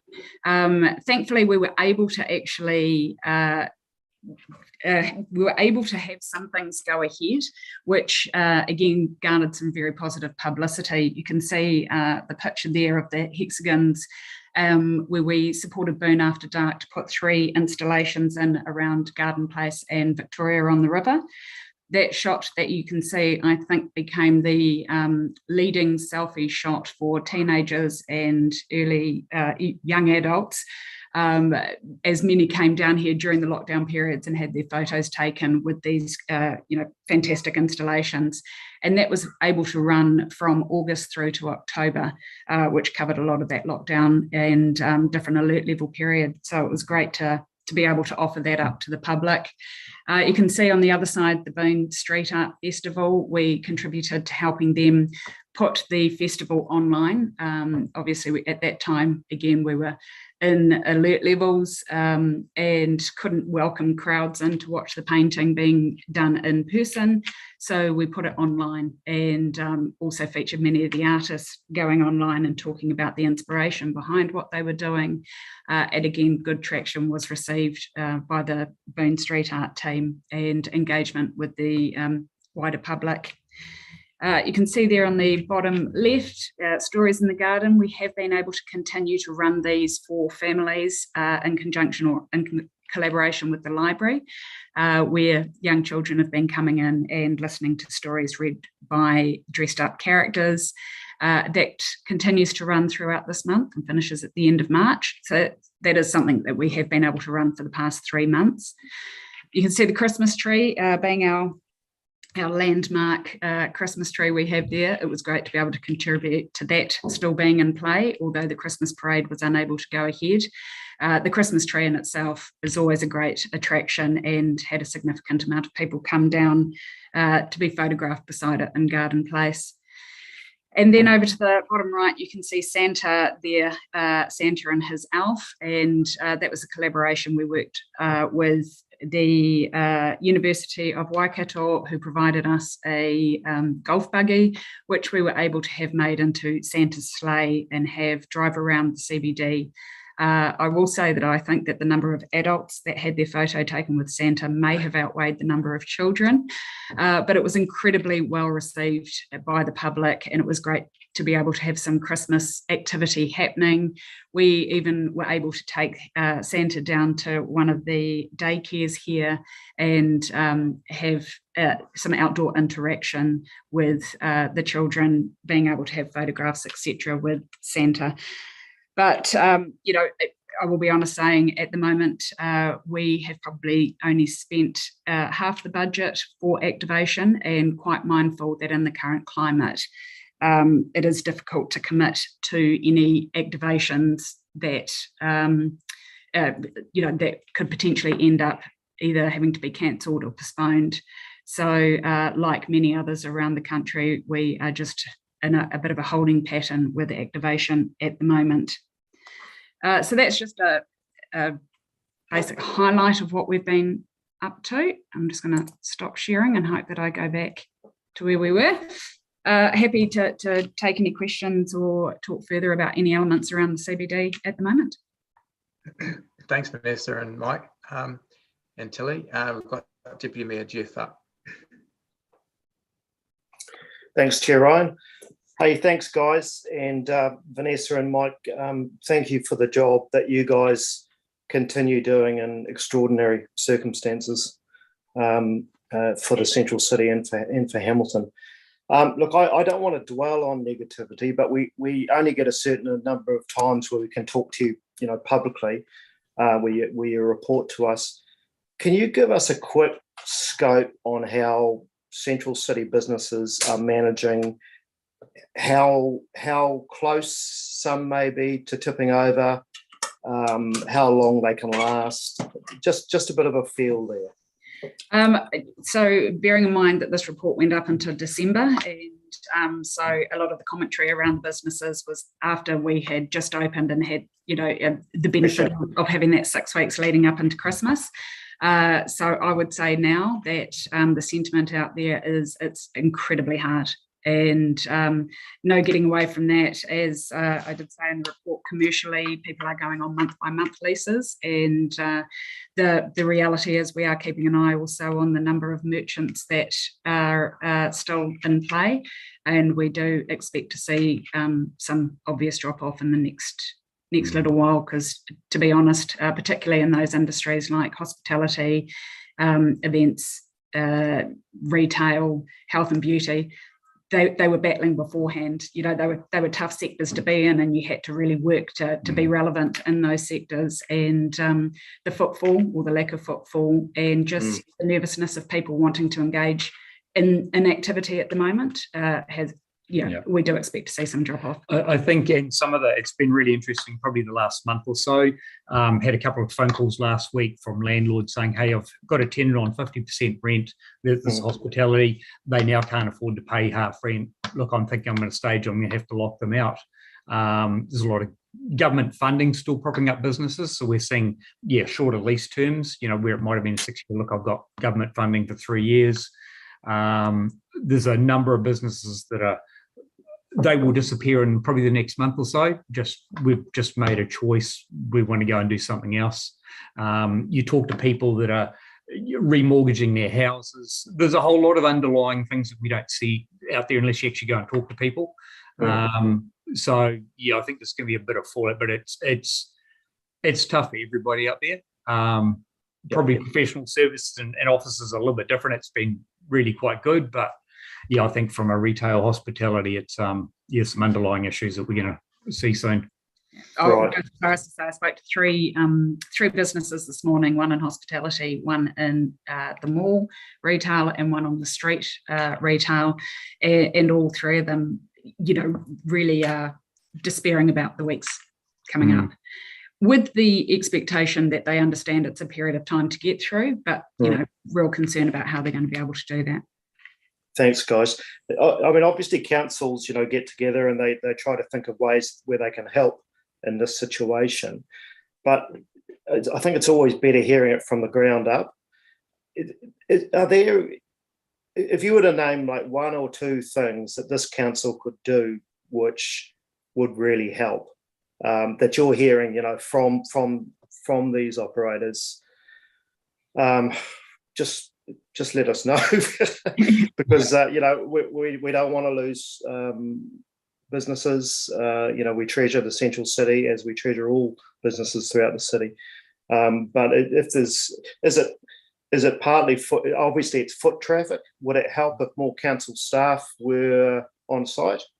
I'll be honest, there's probably two key elements that I've heard. One is around expenses. The business expenses haven't stopped, and in fact, particularly the smaller businesses have got a few more things that are going to be in play this year, with increased public holidays, increased sick leave, and increased minimum wage. So any expenses potentially within council control, if there is some elements of things that could be looked at to be able to benefit the business community, that would be one area. The other one is, like I said, footfall is huge, and a lot of our large businesses aren't here. Even where Mike and I are currently sitting looking out onto Garden Place, you would expect at this time of day that there's a significant amount of the business community coming through and getting morning coffees and morning teas. That's not happening. In our newsletter, we've even gone so far as to say to the business community, if you're unable to work from the office, and many are, we understand that, but if you can have a meeting outside and utilize a hospitality place, or if you are going on site and you have a number of staff perhaps being able to be on site but not able to go out with, a lot of our hospitality, again, for instance, catering or delivering to businesses. We've got 2 kilometre and 5 kilometre walks you can do around the CBD that we've mapped out. If there's opportunities to hold meetings, for instance, where everybody can be outdoors, just ways, I guess, that can be supportive but still fit within the current environment are things that we're hoping that the businesses can do. Perception becomes reality. We were just watching before we joined the Zoom call. Businesses obviously decided to have a morning tea, so they actually decided to come and have it at Garden Place, and there were probably 20 odd people. So that perception, instead of having it in their office and actually having it out in Garden Place, was actually really good, and people saw that.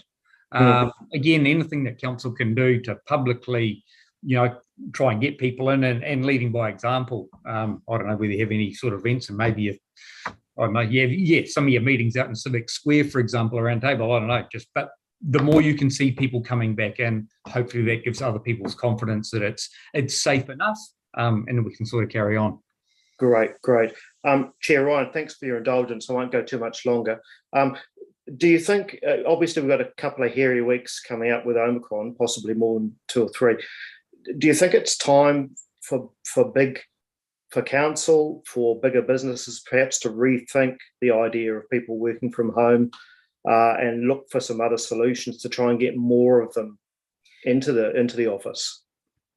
And I think this is probably something that overseas is going to be interesting to take note of. One of the things I've been reading about at the moment is what's happening in Australia with businesses sort of asking for large business, small businesses asking for large businesses to come back, because they're through and coming out the other side of Omicron. And it's quite interesting to see the reaction to how that's being played out.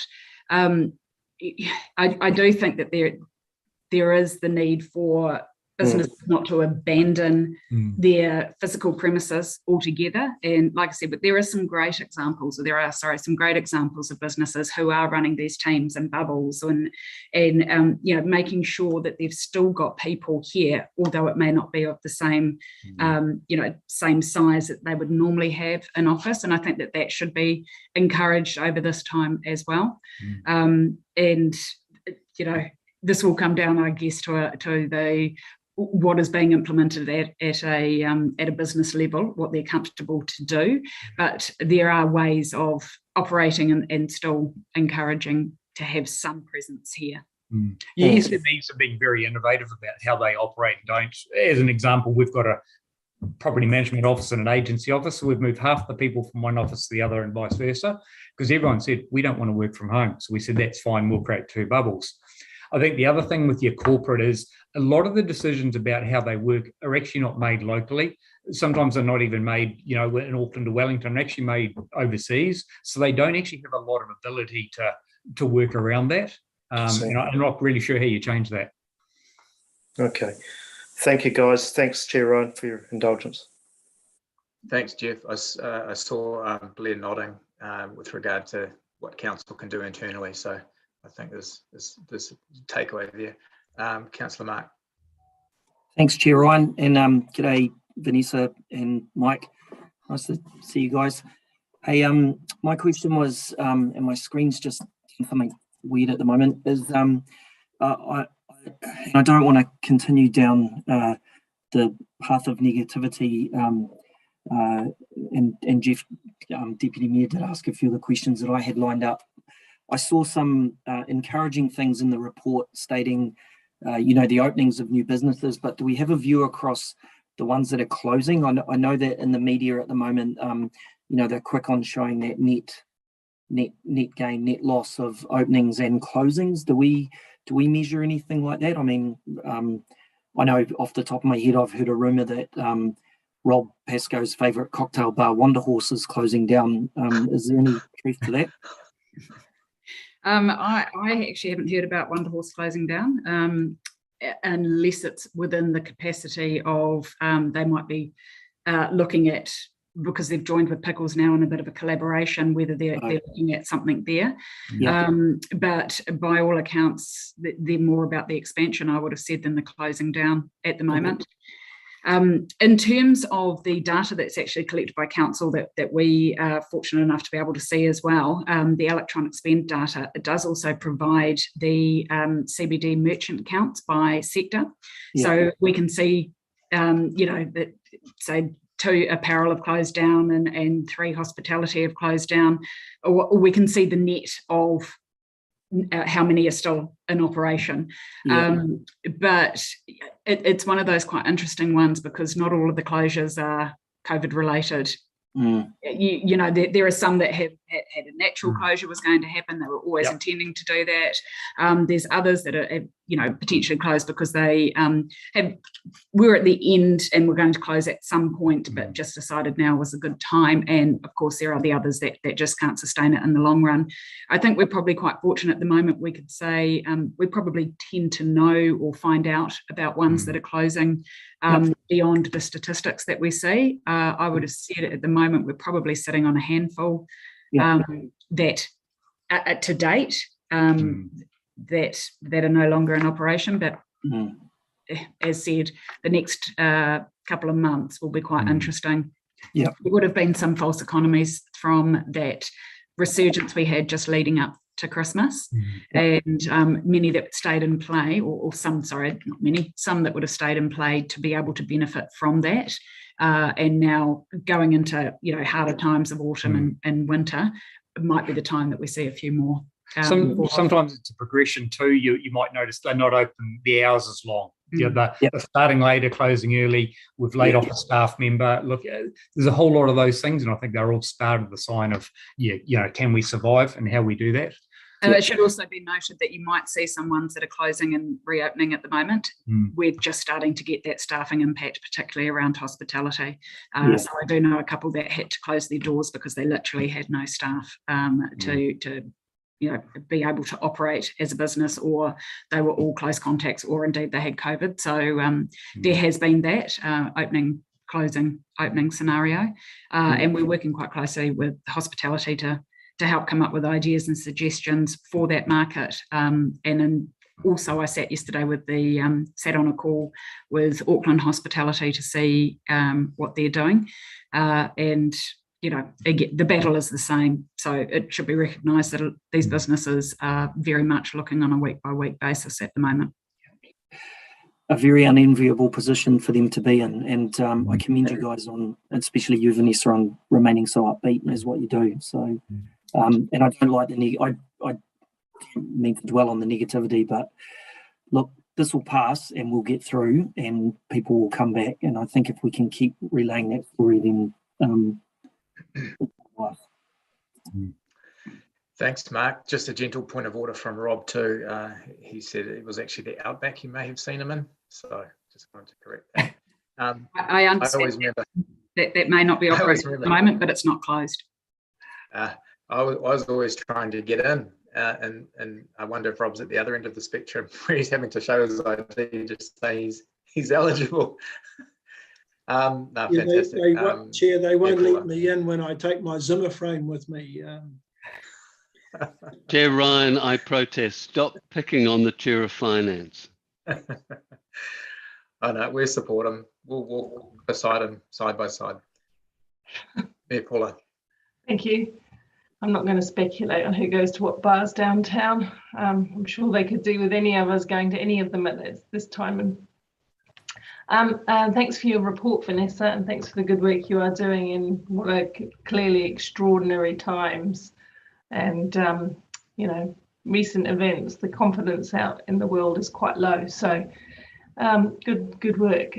Just in terms of, I think Jeff already touched on one of the things I was thinking about, which was the workplace is encouraging people to work in new ways. I was the only person on the ninth floor yesterday, by the way. It was like being in a ghost building, but because we're all on Zoom. But what I was going to ask is, in terms of, I know predicting is a little bit dubious, but coming out of this, coming out of this summer, but hopefully in the beginning of spring, coming into the new summer, things should be relatively more upbeat. So what's your future planning look like? I know you've had some pretty good ideas about reigniting the CBD once we come out of this sort of gloomy patch. And can you talk to us a little bit about what you're thinking? Yeah, absolutely. So we are certainly, I mean, like you say, it's a bit crystal ball gazing, but the talk with the bids that I've been talking with, nobody's looking at anything before May. So we're basically seeing from the next financial year being July onwards that we hopefully can start to ramp up some of the activity and activation that we have done in previous years. We've got a number of signature events that were unable to happen that we're looking forward to supporting to come back in, which will include such things like the Round the Bridges, the Christmas activity. There was a lot of festivals. Boone now sits in November. Those sorts of activities, I think, that just create vibrancy for the CBD. We really want to see those happening, but along the lines of the campaigning, such as we've been doing with Hamilton Waikato Tourism, we would envisage that there'll be more happening in that space as well. So we would like to see more sector specific things happen, whether it's catwalks for retail and retail coming out more onto the street. We can create market days with hospo. We want to actually see what we can do to encourage more of our business community into being involved in activations, rather than just always looking at bringing things in to support the existing activity. So we would like to see more sort of on street ambience created. I think that there's a real there will be, excuse the pun, an appetite for that in the second half of the year, because genuinely the business community wants to succeed. Nobody's sitting there wanting to focus on the doom and gloom. People are wanting to be back out there and engaging, and it was one of the really lovely things to see when we were in different alert levels, the number of businesses that would be on the street sort of yelling across the streets, talking to one another, and there's such good support out there for one another in terms of doing shout outs to other businesses and talking about other businesses. And so I really do hope we can create a real sort of welcome back to town festival type atmosphere when the time is right. Cool. So the work that Deputy Mayor Taylor and myself have been doing about outdoor space for hospitality, building off that for activation of outdoor space in the CBD more anyway, while we can set up for that sort of success, would be helpful. Yeah, I think that for quite some time, outdoors is going to be, people are going to feel naturally more comfortable outdoors, even after potentially the worst of it has even after we're going to be through the pandemic as such. I think that there will still be a desire for more of that outdoor socialising to take place, and the more that we can do to support that, the better. Thank you so much. Thank you. Thanks, Mayor Paula. Councillor Maxine. Kia ora, Vanessa and Mike. Welcome back. And it's always really great to see, even despite the hardship, the huge list of activities that you're involved with, and to be able to see how you're making a real impact and supporting the sector that you're working with. I'm just having a look under advocacy, and particularly I appreciate the feedback and the understanding of the connections that you have right across the sector. But I wonder how much advocacy you do politically with our local MPs and being able to get those messages out widely where there may be the ability to really be able to impact on government support and additional ways that even the local MPs can be on board.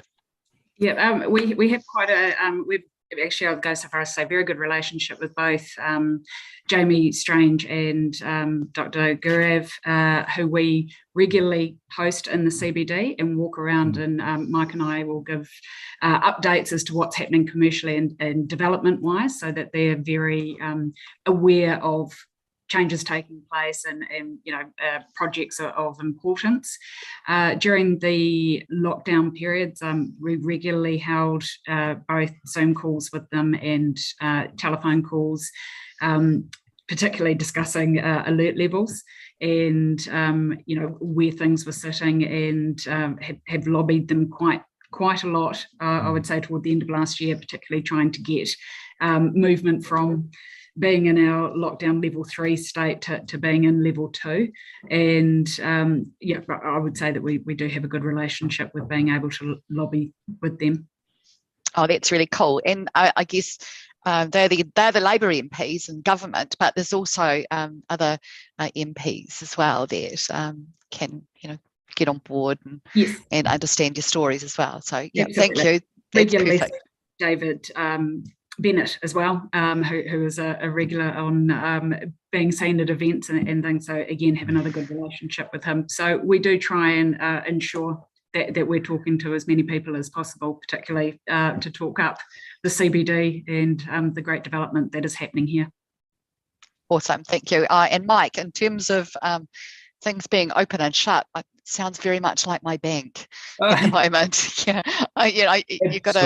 You've got to Google them almost to see what day they're open and what hours they're functioning. So yeah, crikey. And then it's challenging because it's hard to come in into town and do everything when you go, look, I don't know when you'll be open and when you'll be open. So yeah, hopefully we'll get through it. Thank you. Thanks, Maxine. Look, just a sort of a comment question from me. I'll get to indulge myself as chair. Vanessa, you guys have a strong social media, 40,000 plus Facebook. I just wonder if that could be leveraged more with, say, for instance, if you had all the hospos say what their quietest day is from Monday to Sunday, and you did a promotion, Monday is this day, and you get a free drink when you eat here, or Subway does their Monday specials or whatever. I just wonder if that could be driven, even if it was boosted, a boosted post just for a short time, just to drive some intentional focus rather than the CBD per se. You could target these 7 hospos today have this offer on at lunchtime or dinner time or whatever. We do a number of those. So Vicky, who looks after our social media, does a great job of keeping up with what everybody is doing in terms of having offerings. So certainly the individual businesses themselves are promoted out with their offerings. But I understand what you're saying about sort of bundling up some opportunities. We might be able to do that. We're actually working at the moment too with Food Inc. about putting together different hospitality trails and having, highlighting different elements of hospitality, whether it's, where to go for your coffee, the 7 best coffees in the CBD, or, that sort of commentary around promotion is also happening. But certainly, we can explore more with hospitality. I just wonder, because you've got a lot of potential leverage there with your following, and perhaps if that was sort of communicated on even daily to the council machinery in terms of comms, whether we could just leverage our networks a bit better and just give it a bit of a push, even if it was just for the next 4 weeks or something, just to create a bit of momentum. Certainly I'll be supportive of that.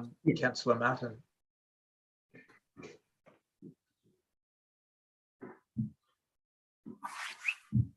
Thank you. Obviously, you'll take a debate when we move the motion, which I'll have some words to say. Just under general, I've just noticed under general, you're working with the design factor and the proposal how to make CBD a desirable place for under 30 working professionals.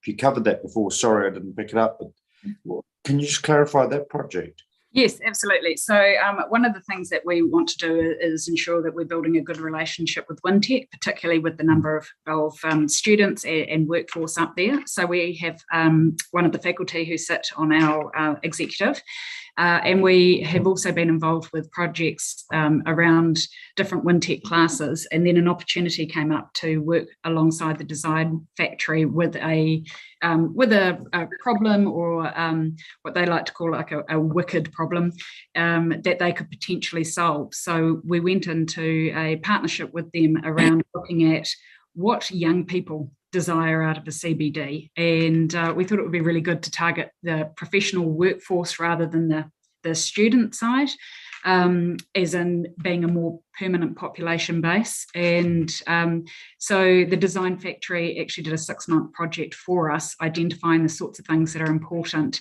to young people when they go into a city, what they look for, things that are of interest. And we got the finished reports at the end of December, highlighting the. No, thank you. No, brilliant. And also I notice you work with Rabobank and obviously your ongoing work to encourage head offices to discover that the 4th Metro is only an hour and a half from Auckland, and yeah, huge opportunity there.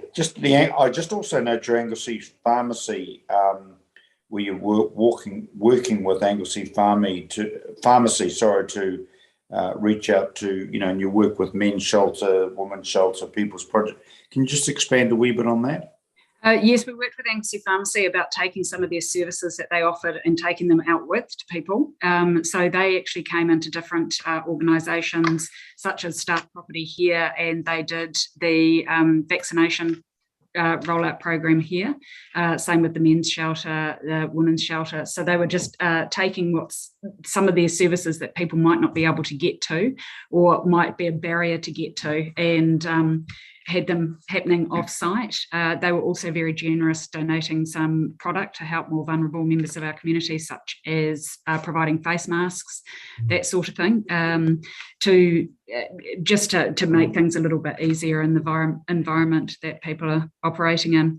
So it was great to be able to promote those services out to the business community, and they were very, very well received. And we're currently working with the Chemist Warehouse on the provision of wraps out to the business community, and we have them being delivered out to a number of businesses that ordered through us tomorrow. Is it fair to say, in view of the agreement we have with you and the partnership, that is a perfect example of the comprehensive advocacy and work you do for the total central business community as such? In other words, you're dealing with not only the businesses, but all the sections of society who live in the CBD as well. It was a really wonderful example of the benefits of collaboration and what can be achieved through that. So it was great to see.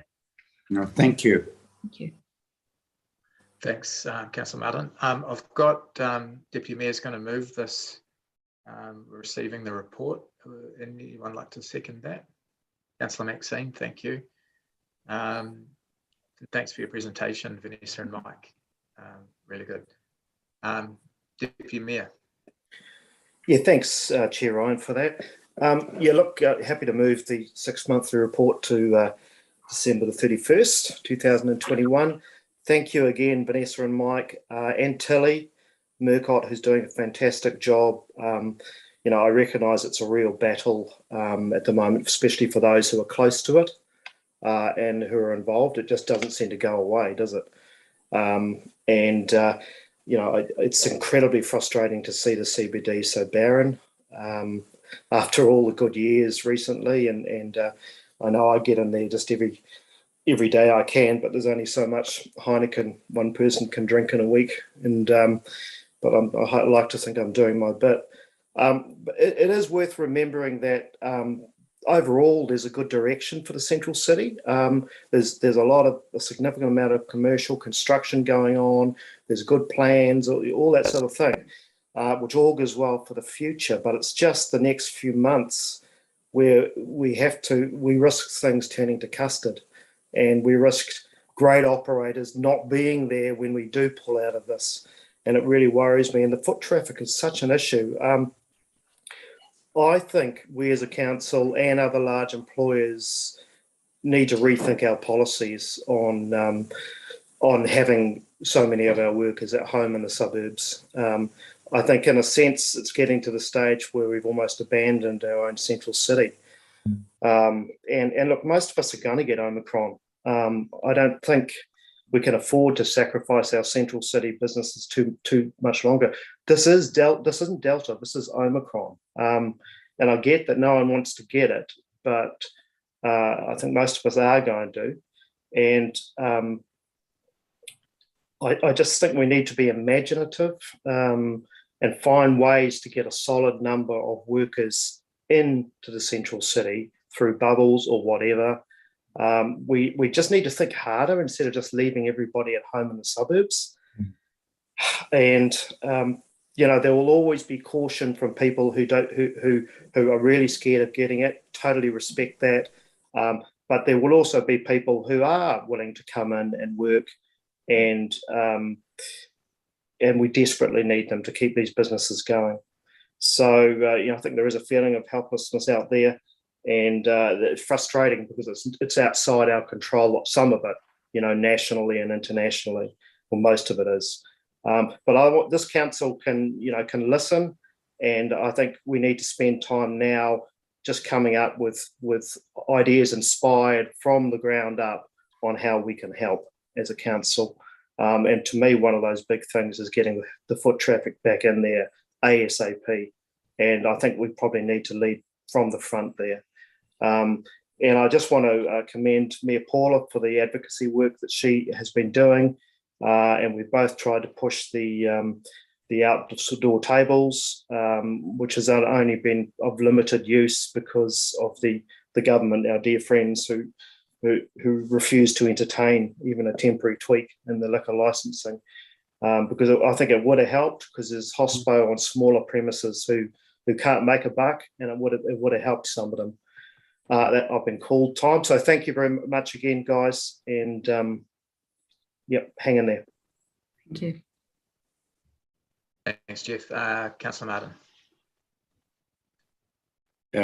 Thank you, Mr. Chair. And broadly speaking, I certainly acknowledge the contribution of the Deputy Mayor in the previous, and the only caveat I'd put on that is obviously just making sure that in terms of workers and people coming back into the CBD, that each individual choice and case is respected, but certainly, and one would dearly hope that after this peak, after there's a flattening of the curve in 2 to 3 weeks, hopefully then we will see an increase of foot traffic and people coming to work in the city again. And I would express with him my frustration in terms of this council wanting to have a local solution, particularly around the outdoor dining. And I think we hopefully should continue to express our frustration that that seems pretty simple in my view.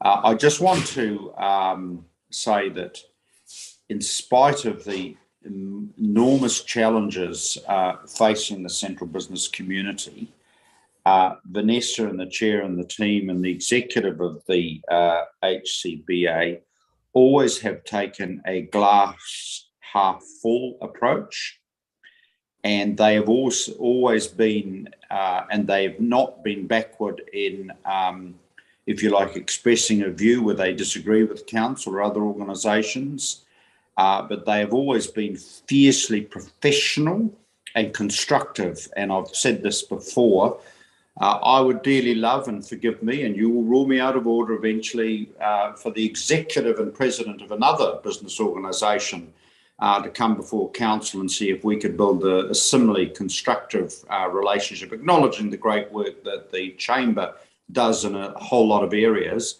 But I just wish some of that interchange that we enjoy with the HCBA could be duplicated with that particular organisation. But enough of them. I just want to do a big shout out to Vanessa, because you are the model, you and your team are the model of professionalism.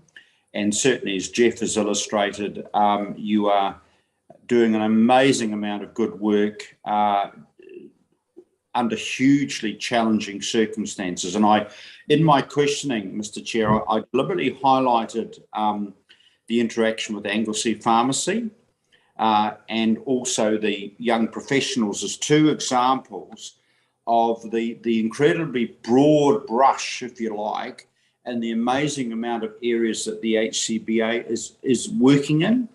And I actually think genuinely this organisation, HCBA, would be second to none in New Zealand in terms of that holistic approach. And I just look forward seriously to an ongoing, really good professional relationship with them and partnership. Thanks, Councillor Martin. I think you're in favour of the motion. Mayor Paula. Thank you. Also speaking in favour of the motion and commending HCBA for the good work that they've done and are doing to set up for success. we're really keen to work with you in how we reignite the CBD when we get out of these slightly gloomy times that we're in. I'm interested, excuse me, I'm interested in what we can do while people aren't in town and so on, but there's still work we can be doing to set up for success. And that's where I think we've got to focus now. I support in part the comments of Jeff, because I do think people working around town is going to be part of the solution. And I was rattling around like a piece of grit in a gumboot yesterday up in the night in the building. Felt a bit strange actually, being the only person on the floor. But yes, we do need a few people in. I went to a cafe for lunch and they were closing at 1 because there just wasn't anybody there. And that's pretty devastating when they have to send all their staff home, and presumably they've bought food and all sorts of things in preparation. So getting some confidence and certainty back is going to be part of the solution. I actually really excited about the outdoor spaces and what we can achieve there, setting aside the disappointment of the government not being able to step in and help us with those liquor license, expediting those liquor licensing. Put those aside, because that seems to be the way it is.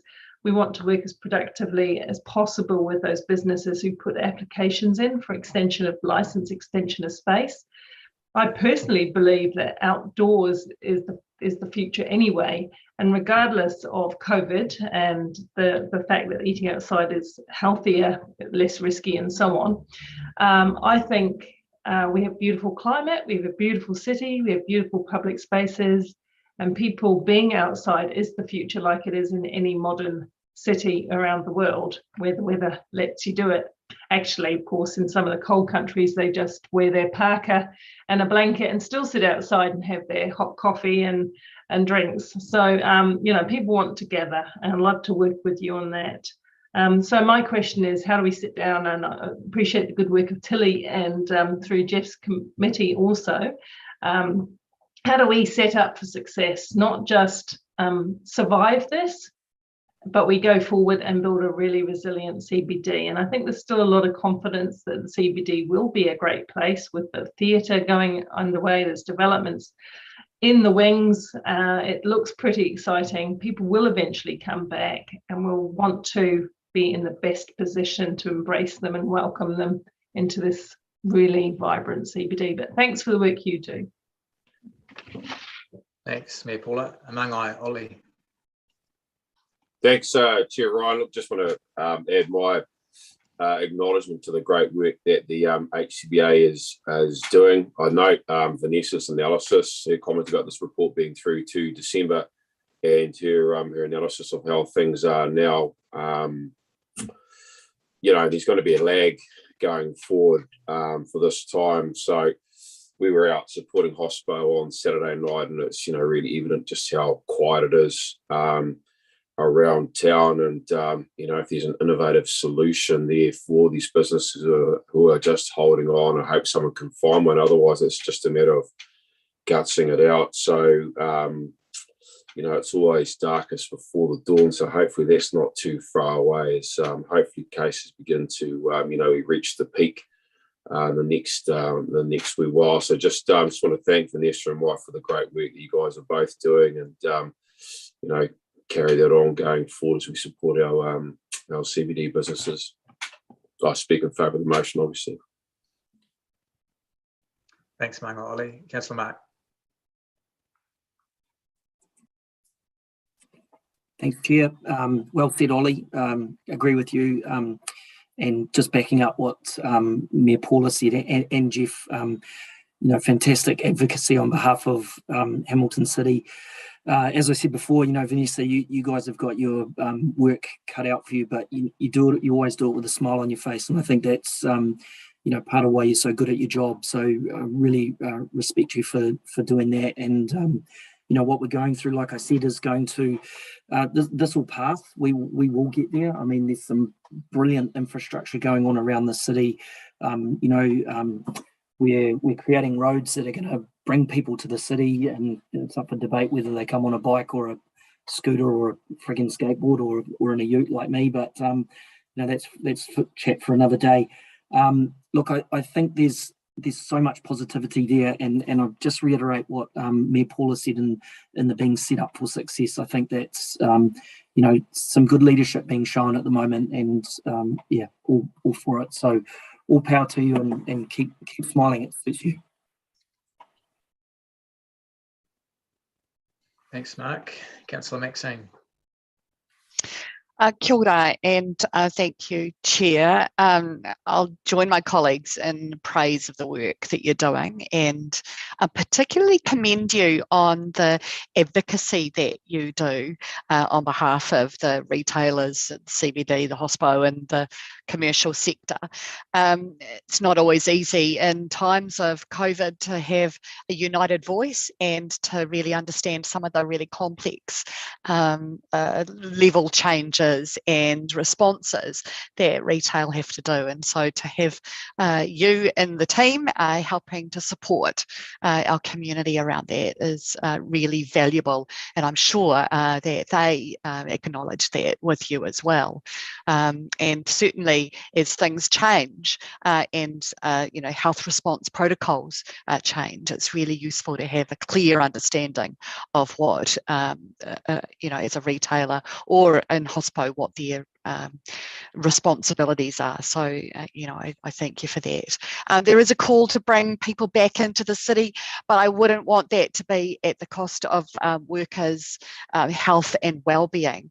And I think the work that you can do around the use of the RAT tests, the vaccine pass checks, and mask wearing will keep those people safe. And certainly if commercial operations can set up bubbles, then that certainly helps workers to feel safe about being able to come back and use our great central city as well. So any further work that you can do around that to support those messages will be most welcome, I'm sure, and give workers the real sense of safety that they need to have in order to be able to come back and use our spaces. So keep up the really great work. It's good to be able to see that whilst there is a bit of a downturn at the moment, that you're poised to spring out there and get all of those activities happening back in our city and making it the really vibrant place that we all want it to be. So thank you for that. Of course, I'm speaking in support. I'm the seconder of the motion, and I look forward to supporting you into the future, and will also be interested in how we might be able to in the fullness of time talk about the activation budget in a bit more of an interesting way. Kia ora. Thanks, Maxine. Look, agree with comments that have been made, largely in support. I just want to really emphasise, sometimes I find I have to repeat things to get cut through, but I really feel the bird in the hand for you guys is the asset of that social media following of 40,000. I know with algorithms now, Facebook, when you stop paying, they tend to, I don't know how it works, but I just think there's a real opportunity you guys have. The goose that's laying the golden egg, and I'd really like to see some push or emphasis on that, because you've got a powerful reach. And if we can combine that leverage with some of council's comms, you mentioned Wintech's comms, etc., I think we can get through this in a really expedited and strategic way. So thank you. Jeff, did you have a right of reply for closing comments? All good. Okay, we'll go to those in favour of the vote, just show of hands. Fantastic. Thank you, everyone. That's been passed unanimously. 11:41. We'll just break to 5:12. My aspiration is to try and get through the next 3 items before 1 o'clock. That's the last of all our external items. So I live in hope. So that's the aim, but we'll meet back in 14 minutes. Thanks, everyone.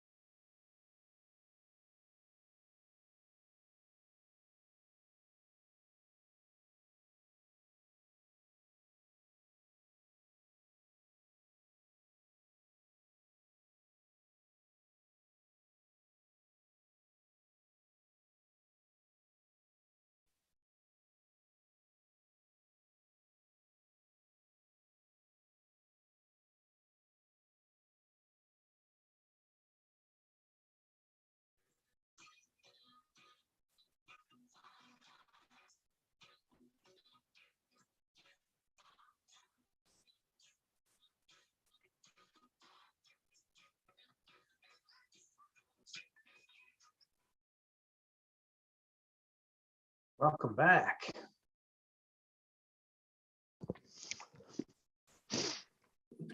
I'm here. I've just got my camera on off so that no one has to watch me eating because I'm just having a quick snack.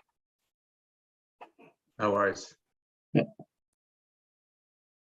I think what we're at for quorum, Tyler.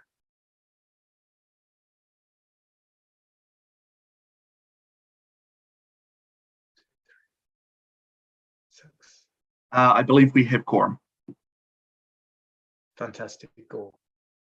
Okay, we are up to Wiggle, item 10. Mike Bennett Clear. will introduce us with Tony Giles. Fantastic.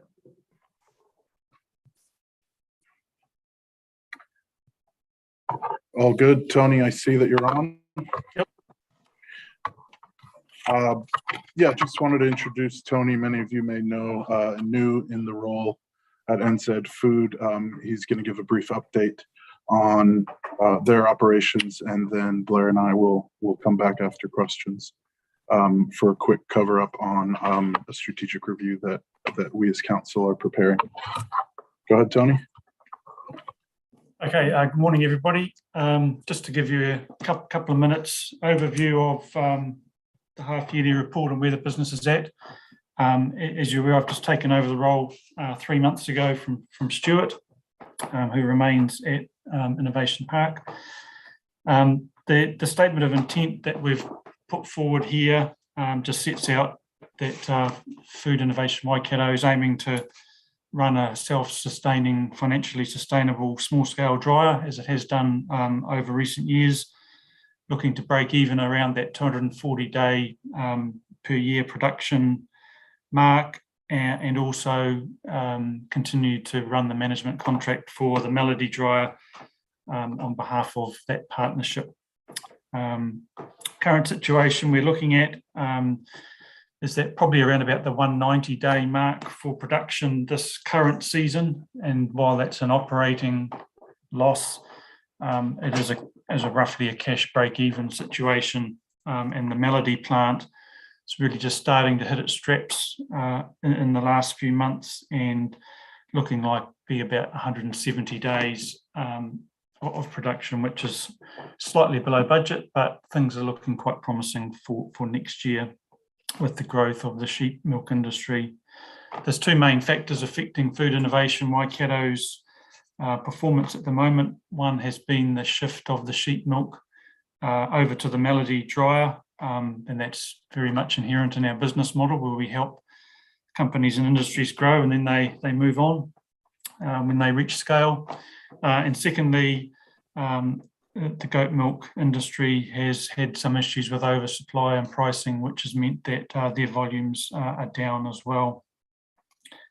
In the past, Food Innovation Waikato have been fortunate enough to have some cornerstone customers which have effectively underwritten a lot of the capacity of the dryer, going back to the early days with Dairy Goat Co-op, then New Image and Blue River Dairy and so on, and then the sheep. Many of those companies have obviously sort of moved on now as they were looking for capacity as opposed to the development reason for the dryer.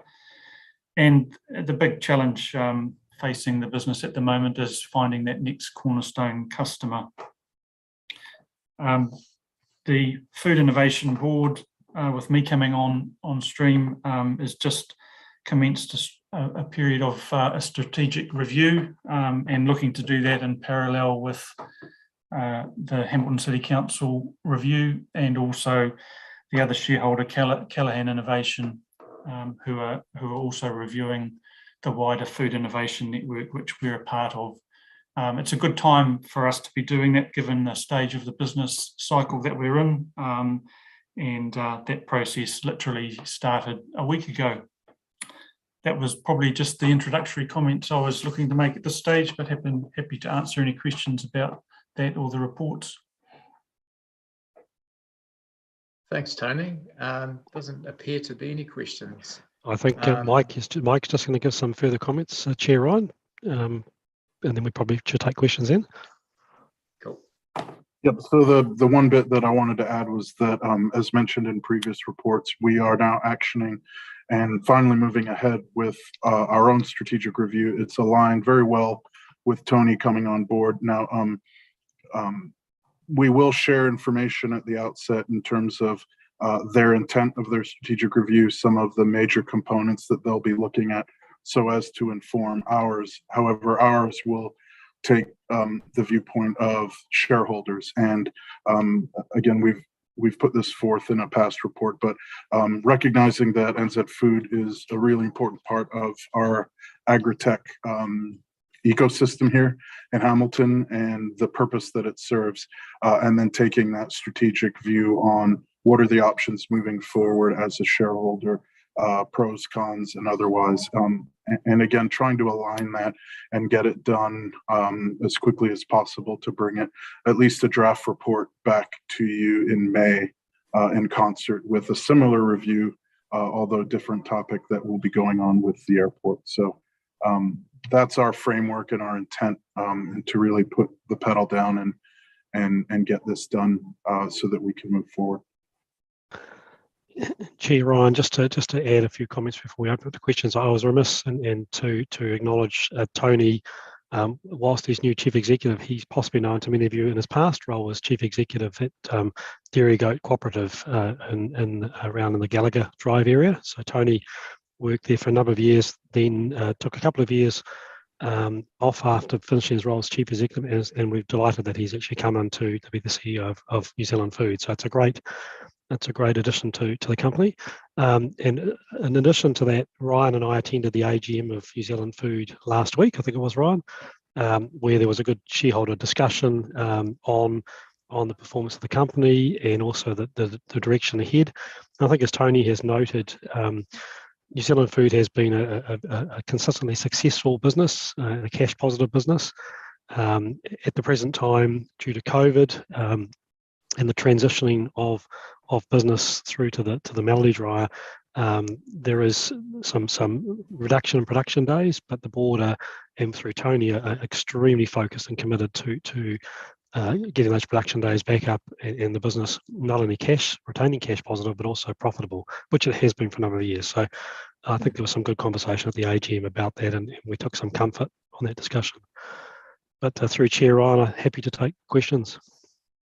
Thanks, Blair, and thanks, Tony, and just echo Blair's comments. Welcome aboard, yeah, good to have you in place. I'm not going to deliberate if there's no questions. I think your report was succinct, and I think the next quarterly review, when we touch on the strategic review, will give us plenty to chew over then. So I'm happy to move this, seconded by Councillor Wilson. Is there any debate? No, we'll go for a show of hands. Those in favour of receiving the report and the company's draft statement of intent? Carried unanimously. Thank you. Thank you, Tony. Thanks, Blair. We're going to go to item 11. Tracy Musty is going to introduce item 11. I see Tracy's on the call there, and we've also got Kelvin French here, Chief Executive of CoLab. Tracy. Good afternoon, everyone. Now, so thanks, Blair, for that. So just introducing Kelvin. So WLAS are now renamed as CoLab. So just in case you thought it was a different report coming along today. So I'll just hand it over for Kelvin to give you a verbal update on the report that you're receiving today. Thank you, Tracy, and kia ora koutou, Chair Ryan and councillors. Thank you for the opportunity to speak with you this morning on our draft statement of intent for the coming year and also the half-yearly report. I'm going to take both of the documents obviously as read, and so we'll keep my comments brief and hopefully meet the Chair's aspirations noted just prior to the break about finishing time. Now, I do want to focus, I guess, on the statement of intent in particular. The future for the company is incredibly exciting, but I guess in the short term, challenging. We sympathise with councillors who are faced with somewhat of a perfect storm. global pandemic, central government reform, resource constraints and unprecedented growth. For CoLab, that means the ability for councils to make staff available to progress opportunities is constrained. That is our single greatest challenge right now. Projects are taking longer than we would like. For that reason, I want to acknowledge with sincere thanks the many Hamilton staff who have been able to support us on our priority projects. I won't seek to name them all, but note in particular the work of David Bryant and Murray Hickey on the Customer Digital Enablement project, and Dan Finn and James Robinson, who have been involved in the Learning and Development Shared Services project, which are both referenced in the Statement of Intent. It's projects like these that are the cause for excitement. The first initiative from the Customer Digital Enablement project around sustainability and recycling should land in the coming year.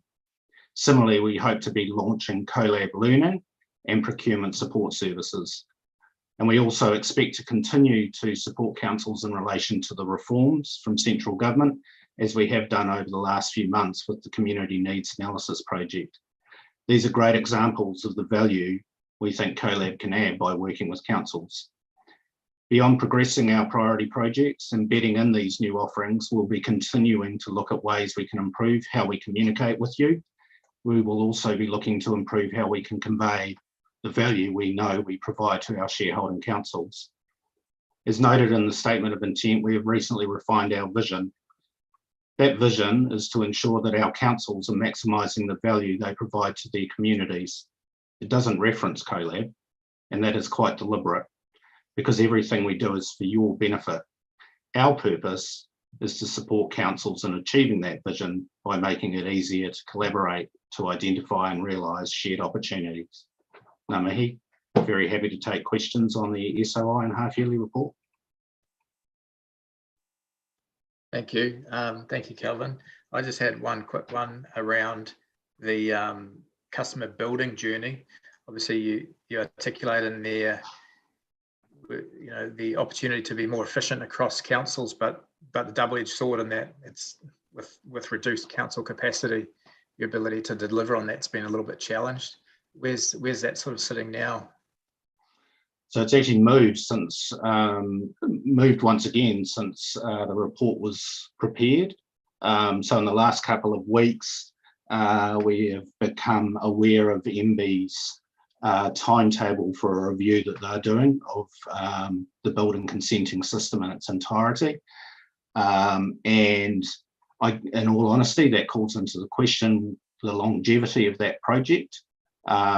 Natalie, who is the project manager, and I are meeting with representatives from MB this afternoon to discuss what that might mean for the project, what their timetable is, and how we might actually be able to incorporate the good work and data that we've got so far from the councils, because we have received some, and incorporate that into and influence the review that MB's undertaking. But to be honest, Chair, it's a bit of a watch this space at the moment. Yep, fair enough. Councillor Rob.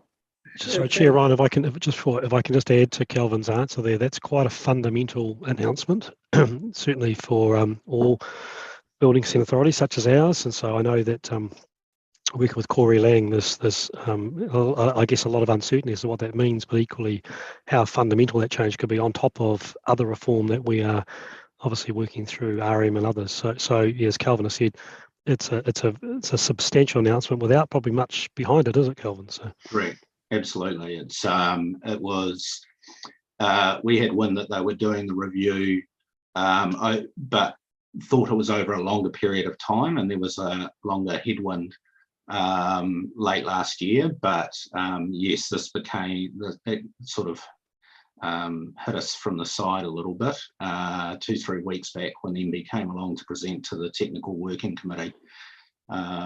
So yes, let's watch this space and see where we can get to. Certainly, if there is a opportunity to help councils influence what the right outcome is for the future, we will grab that, but we don't want to duplicate what MB are doing and waste time and cost of councils by continuing the project if it doesn't make sense to do so. Makes total sense. Thanks, Councillor Rob. Yeah, thanks, Chair, and thanks, Kelvin. Welcome to the committee, and thanks for your report earlier on. You touched on, you know, the bombarding of change that's coming at councils from central government, and I just wonder if at the board level of CoLab, whether there's been any serious discussions, given that you are the natural forum of all of the councils in the region, around the waters reform and potentially what we could do as a local group to achieve a better water reform outcome than what's being offered to us through the government's through the government's model. Yeah, look, thank you, Councillor. We've probably steered clear of it. We want to support councils where it makes sense to do so, but we are quite deliberately apolitical, and we recognise that there is a diversity of views, even amongst Waikato councils, around where waters reform should be heading, etc. And so we walk a tightrope, I guess, for want of a better word, and trying to make sure that we aren't seen to be alienating any of our shareholders at the expense of others, so, or at the bequest of others. So, you know, as I say, some of the discussions that we have had is how do we continue to support councils on the reforms, and whether it's RMA or waters or the future for local government, and the community needs analysis project is a good example of where we feel we've been able to work with council staff to do that. But yeah, we want to stay away from the divergent views, if you like. Yeah, I guess my question wasn't aimed at there being divergent views. I just thought... Everyone else hear him? I can't hear a thing now. Is it just me? Yep, everything's fine. Can you hear me all right? It's just me. Okay. Yeah, thanks, Kelvin. I wasn't kind of looking for a potential argumentative view, but I just thought if you had, and I'm guessing here, say 12 CEOs sitting around the table at the same time, all facing significant change being thrust upon, potential significant change being thrust upon us by central government, that this might have been an opportunity where they could talk about what their individual preferences might be, and that there might be a degree of consensus, not with everybody, but maybe with a number sitting around that table. Yeah, I mean, the board structure has obviously changed in recent times. So the forum for the discussions you're referring to is the CE forum. And I haven't participated in those in recent times, although I am going to in the future. And I do know that the chief executives are having those discussions.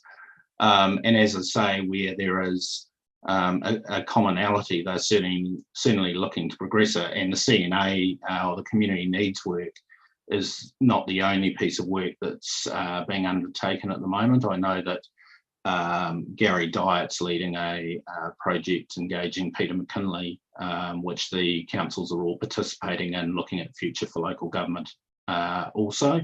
So I think my sense is that they are grabbing hold of the opportunity where it makes sense to do so. And that was really my next question, was around local government reform, not specifically waters, in terms of this being a natural forum, isn't it, to see what changes might be appropriate to recommend to government in terms of getting the best outcomes for the councils in this region. And to me, CoLab or less, it seems to be a natural group that's already there for that dialogue to begin. Yep. Yeah. Okay. Thank you. Thanks, Kelvin. Thanks, Chair.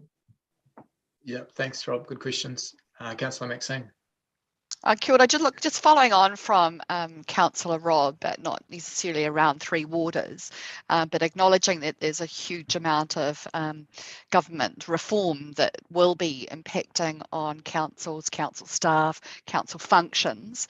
Acknowledge that you've had your name change, CoLab, much broader, and the opportunity potentially to market your services out beyond this group of 12 Waikato and local councils. What plans have you got to do that and potentially to grow more widely through Middle North Island or beyond scope?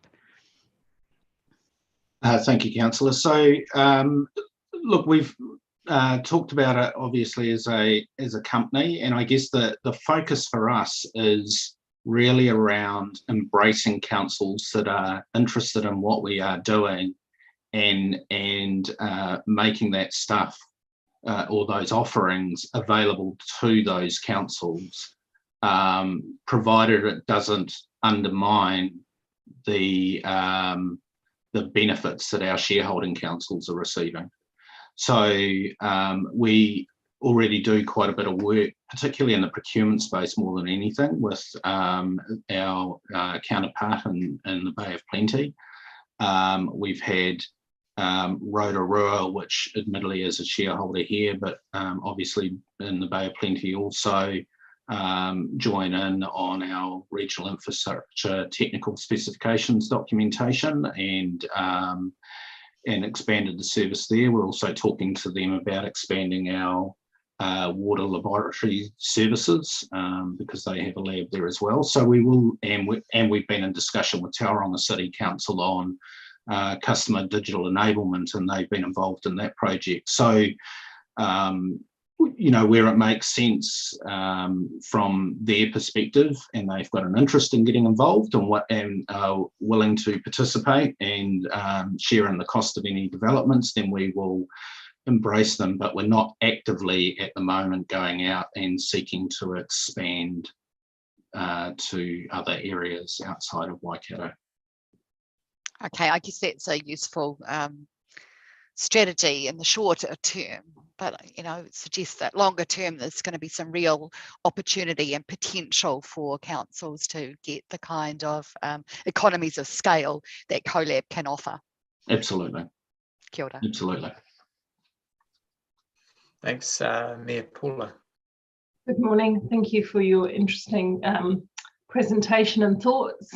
I'm a big fan of joining up services, and we've seen the benefits of it many times over. Just in respect though, we seem to get a bit of momentum, and then I may be being unfair to say that there comes a point where there's a little bit more resistance. So what, in your opinion, would be the next area that councils and CoLab through CoLab could work together, which would be the biggest area of gain for us in the short term? Because I think, just a little bit of commentary on that, I do think with the local government reform, it's incumbent on us to demonstrate that we can run cost efficiently and effectively across boundaries with partnerships that aren't forced upon us by government. That's what they're looking for, is examples of what actually does work. So where's the next big gain for us? We've done a number of things. Where do we make the most progress next, in your opinion, as a specialist in this area? I think we're on that journey already, Mia, with the customer digital enablement. So any technological investment comes at a pretty significant cost. And that is a real opportunity for councils to transform the way that they engage with their communities in a really efficient way by leveraging the cost of that investment across a large group. And while I referenced earlier the first initiative that we've got underway there, there is actually a broader roadmap of opportunities that came out of some earlier workshops that led to that first initiative. And so, you know, I guess the first initiative is us testing the water and seeing if we can make it work. And so far, I can say that it's been successful. Assuming that continues to be the case and we land that project, then I can see a bit of a production line, if you like, of developing that technical engagement with your communities. The challenge and where we get a bit sticky, and I guess the building consenting process is a case in point here. The challenge is that some staff don't like change, and that's a natural thing for people, right? So as soon as you start talking about structural change and people working in other organisations, for example, and that was certainly a possibility. That was a suggestion that went to the board and something that the board recommended with building consenting. That's where you start getting the resistance. So it's just a question of breaking that down over time. But I'm a firm believer that there's opportunities to achieve huge gains, such as the customer digital enablement, without that structural change per se. Cool. I guess we're at a place where we've got to pick up our pace of change because government's expecting that off us. That's why I was asking about that. I'm really pleased to hear about the digital space. I think that's, you know, that's the future. Thanks for that. Thanks, Mayor Paula. Looks like that's the end of our questions. The recommendation is to receive a report and the statement of intent, and then we'll go to another item shortly with Calvin. Councillor Ewan, you happy to move this? I am. You interpreted my hand movement. Pasco seconding, thank you. Do you wish to comment? No. Okay, I'll just make one comment, and that was in regard to the chair's report, which came through. It was really pleasing to see the focus of this is a bureaucracy within a bureaucracy, if you like, and the chair is very focused on making this customer service orientated and delivering for councils, and that came through really clearly, and it was refreshing, and I just wanted to pass on my thanks and endorsement of that through the organisation, and look forward to the work and the efficiencies you're doing. And this potentially, I don't know what other councils are doing around New Zealand, but I think this is a great example of being an exemplar of collaborating on our own and finding those efficiencies, and hopefully this will put us in good stead for future local government reform, etc., etc. So that's me. Does anyone else wish to speak? We'll go to the vote. Show of hands, those in favour. Carried unanimously. Thank you, Paula. I know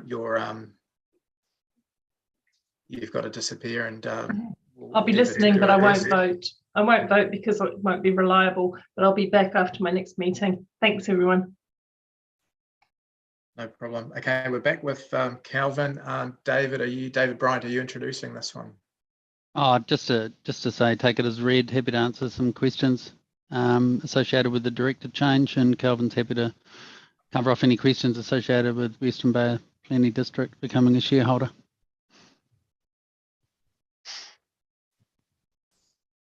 Calvin, do you have any comments, or you just want us to take that as read? Nothing further from me.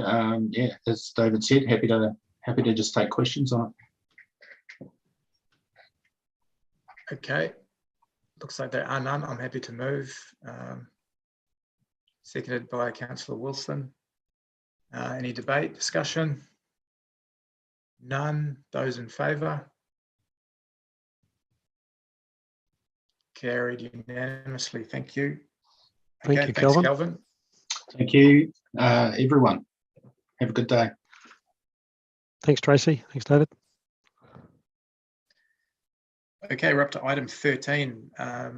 Is this an external Blair with Justin? No, Tracy will do this one. Cool. So, yeah, Tracy. Take us away, Tracy. Item 13, page 185. So yeah, just civic financial services, sorry, just bringing to you again today their statement of intent, and then you would have seen in the executive summary a few things around just some changing of the directors on that board. So I'll take the paper as read and happy to answer any questions. Seems to be a run of statement of intents today and 6 monthlies. It is, yeah. Councillor Rob, did you have a question, or was that your eyebrow twitching? No, okay. no questions this time of Tracy. Thank you. Thank you. Moved by Mangai Oli, seconded by Mangai Tapora. Any debate, discussion? Those in favour? Nobody against? Carried unanimously. Thank you. Thank you, Chair. Thank you. We're going to item 14, international relations. I believe Amy is presenting for us today. Amy's here. Kia ora koutou, everyone. Nice to see you all here today. So this is our quarterly update on our sister cities and international relations work stream. So in terms of the report,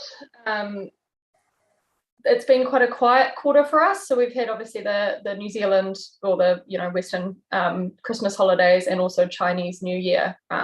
But I'd just like to highlight a few key points and things that we've taken forward. So you may remember from our last update in November that we were engaging Eastern Bridge, international relations consultancy. So they've come on board now. We had a really good kickoff meeting with them, with Councillor Ryan, James Clark and myself a couple of weeks ago, and they've started some of that strategic work delving into our relationships, particularly with our Chinese sister cities. So we anticipate that the next update will be able to give you a bit more detail on the work that they're doing there. And then also in terms of our other cities, Saitama, we had a really good meeting.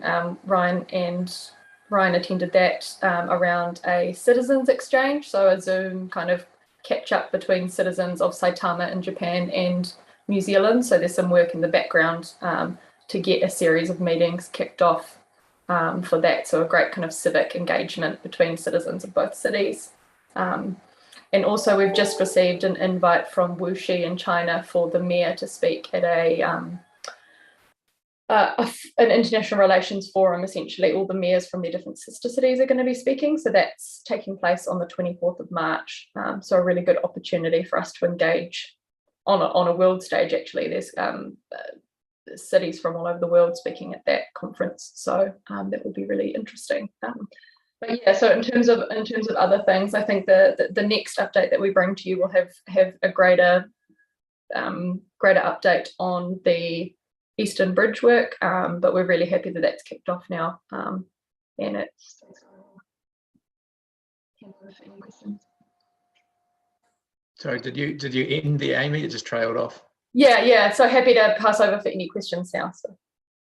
Thank you, Councillor Martin. Yeah, obviously the mayor's doing that on a Zoom link, I assume. It's not. She's not wanting someone to take her bags with her to Wuxi. Is that correct? Correct. Yes. Thank you. I'm always happy to assist if that's there.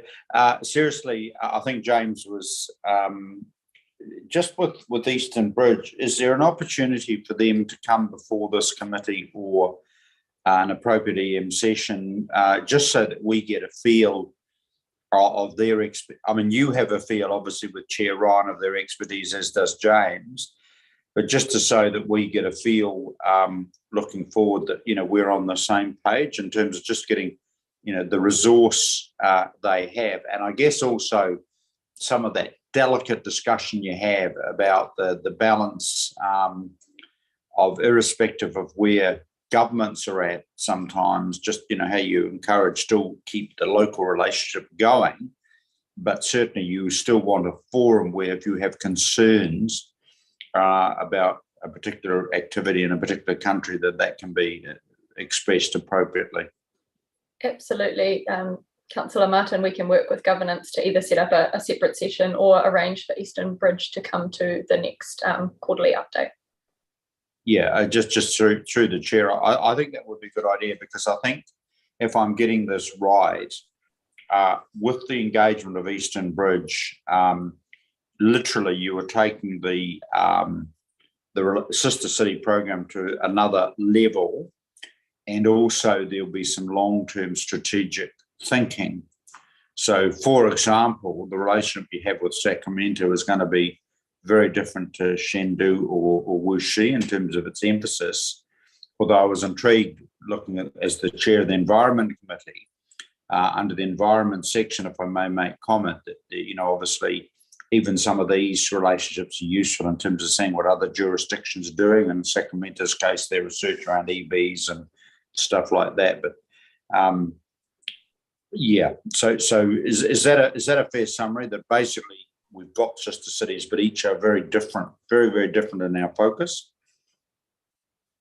Yes, absolutely. So, I mean, traditionally, Saitama or Japanese sister city relationships have had more of a civic focus, and that's what we've experienced to date. And we anticipate that Sacramento is more likely to have an economic development focus, for example. And Wuxi and Chengdu are somewhere in the middle. There's that civic relationship, but also the potential, I mean, through the relationships the universities hold and other businesses, for that to be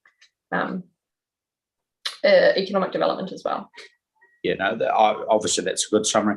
Can I just focus on the area that, you know, where schools in pre-COVID times, schools have certainly developed relationships with their counterpart schools, not just in Saitama, but I'm just wondering, and why I raise that, that's sort of, if you like, the long-term relationship building, whereas today's intermediate kid could be literally working at the Innovation Park in years to come, but by then they have a contact, they have relationship with some the equivalents in Chengdu and Saitama, Sacramento. So is there any sort of work done about how we can help structure, you know, so it's not just a hello, shake hands meeting between one school and another, but it's about giving opportunities for long-term relationships between young people? Yes, absolutely. I think, so in terms of where we're at with schools more generally, Wuxi's expressed a specific interest in investigating school exchanges. Obviously, at the moment, there's not going to be any in-person exchanges probably for a little while still. So that's definitely a possibility. And I would say, just from personal experience, I did a year exchange to Sweden, that even some of those shorter exchanges, even if it's a week up there and a week down here, I think it does start that connection and start that relationship. So I think that's still a valid avenue. But yeah, definitely maybe having regular touch points, maybe through high school, if there's a Japanese class or something that touches base with the same students every year, there's definitely potential there for some of those more regular touch points. And the point being you're raising, and I can off camera give tons of examples, e.g. historic Colombo plan, where doors open massively for people later in life. You know, where this is where, again, New Zealand punches way beyond its weight, so to speak. Just the other question, the diplomatic study tour. Can we any update from Mike or yourself on that? As I understand, that was all originally planned for November 2021. Obviously, that will be just as soon as the curve starts to flatten, we'll reinvigorate that. Yeah, and happy Mike to take that, Amy. To that and the GM's report a little bit later, Martin, as well. Oh, okay, that's fine. Thank you very much. And Mr. Chair, if you could actually facilitate Eastern Bridge to do an appropriate presentation and interaction, that would be really welcome. Yeah, happy to. And I think, as Amy said, next quarter we'll have a bit more of the mahi that they've done will be articulated a little bit better as they're now leaning in and crystallising some of that work stream. Okay, thanks, Amy. I think that's the end of questions. I'm happy to move that, seconded by Councillor Martin, just to receive the report. Is there any discussion? None. Those in favour? Carried unanimously. Thank you. I think we're back to Sean Murray for item 15. Blair's not on the line. We are back to Sean. Do you want to take What Nicholas? we could do, yeah, we'll jump to 17, item 17. Nicholas is on the line. Page 219. Thanks, Nicholas. You're on mute. Thank you, Mr. Chairman. Good afternoon, everyone. This is a license to occupy for Spark telco equipment at FMG Stadium. Although it's a new license, the equipment has been in situ for the last 10 years and has been covered by a license during that time, which has now expired. Happy to take any questions. I'll move. Thanks, Councillor Ewan. Seconded by Mangai Te Pora.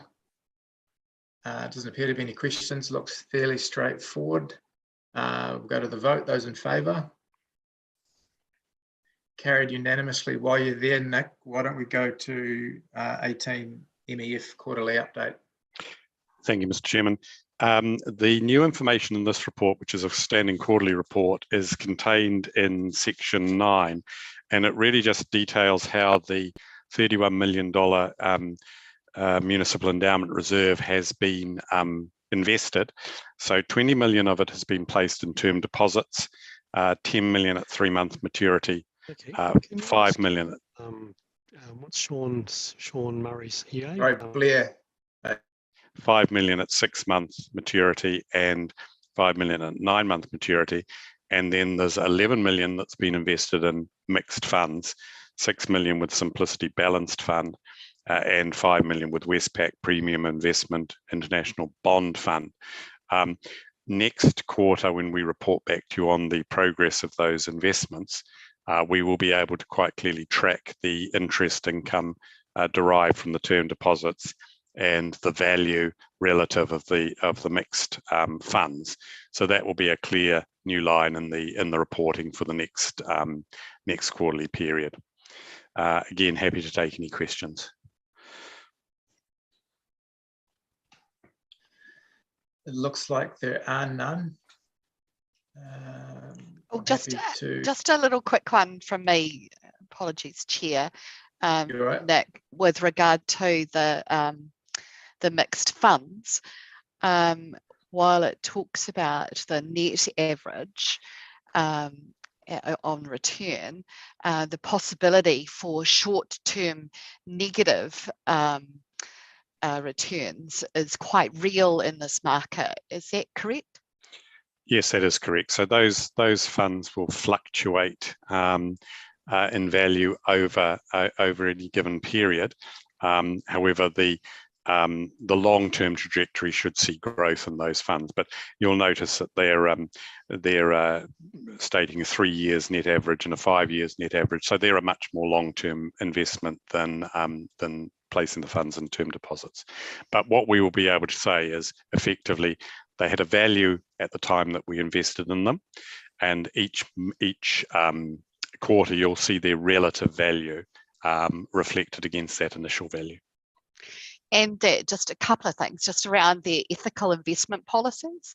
Is there any optics on that?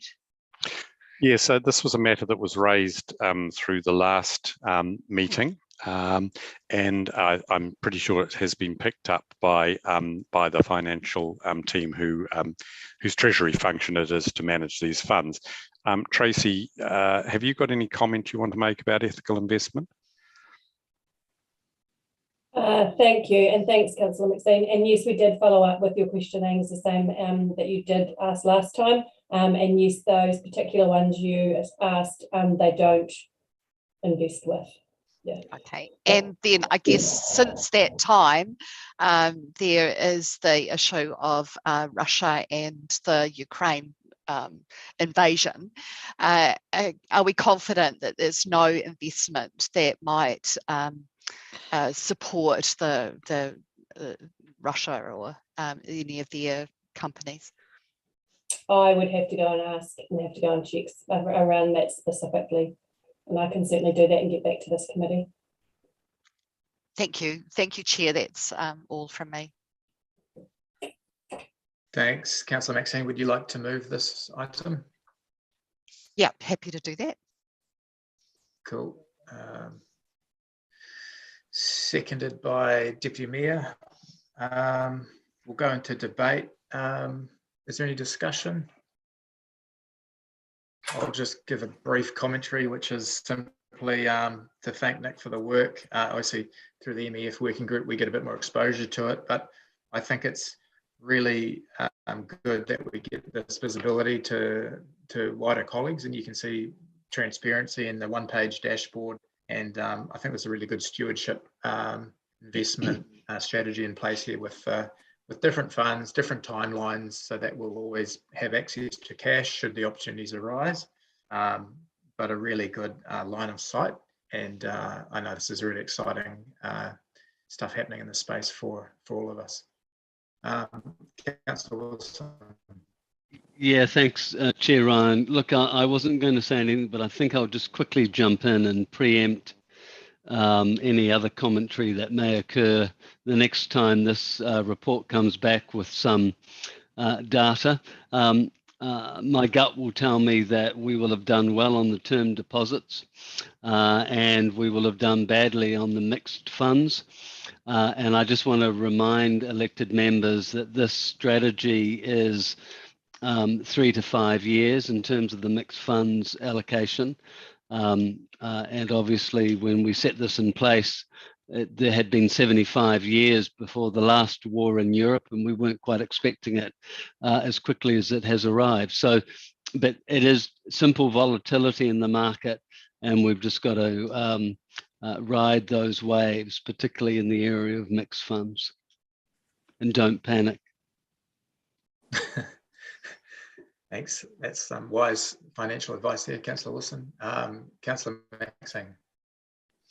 Look, thank you. And I remember when Councillor Wilson and Chair Ryan began to talk about what we would do with this fund, and it made real sense to be able to look for investments that filled both a short-term and a longer-term need. And by having that investment profile well examined and articulated is critically important to being able to speak to the strategy of the whole investment fund. So look, I also acknowledge that there will be ups and downs, and you know that's the very nature of that mixed fund, that you take the volatility, you take the bad years with the good, but that in the longer term, when there is you know, that wider view over the fund, that there is a much better return on it. And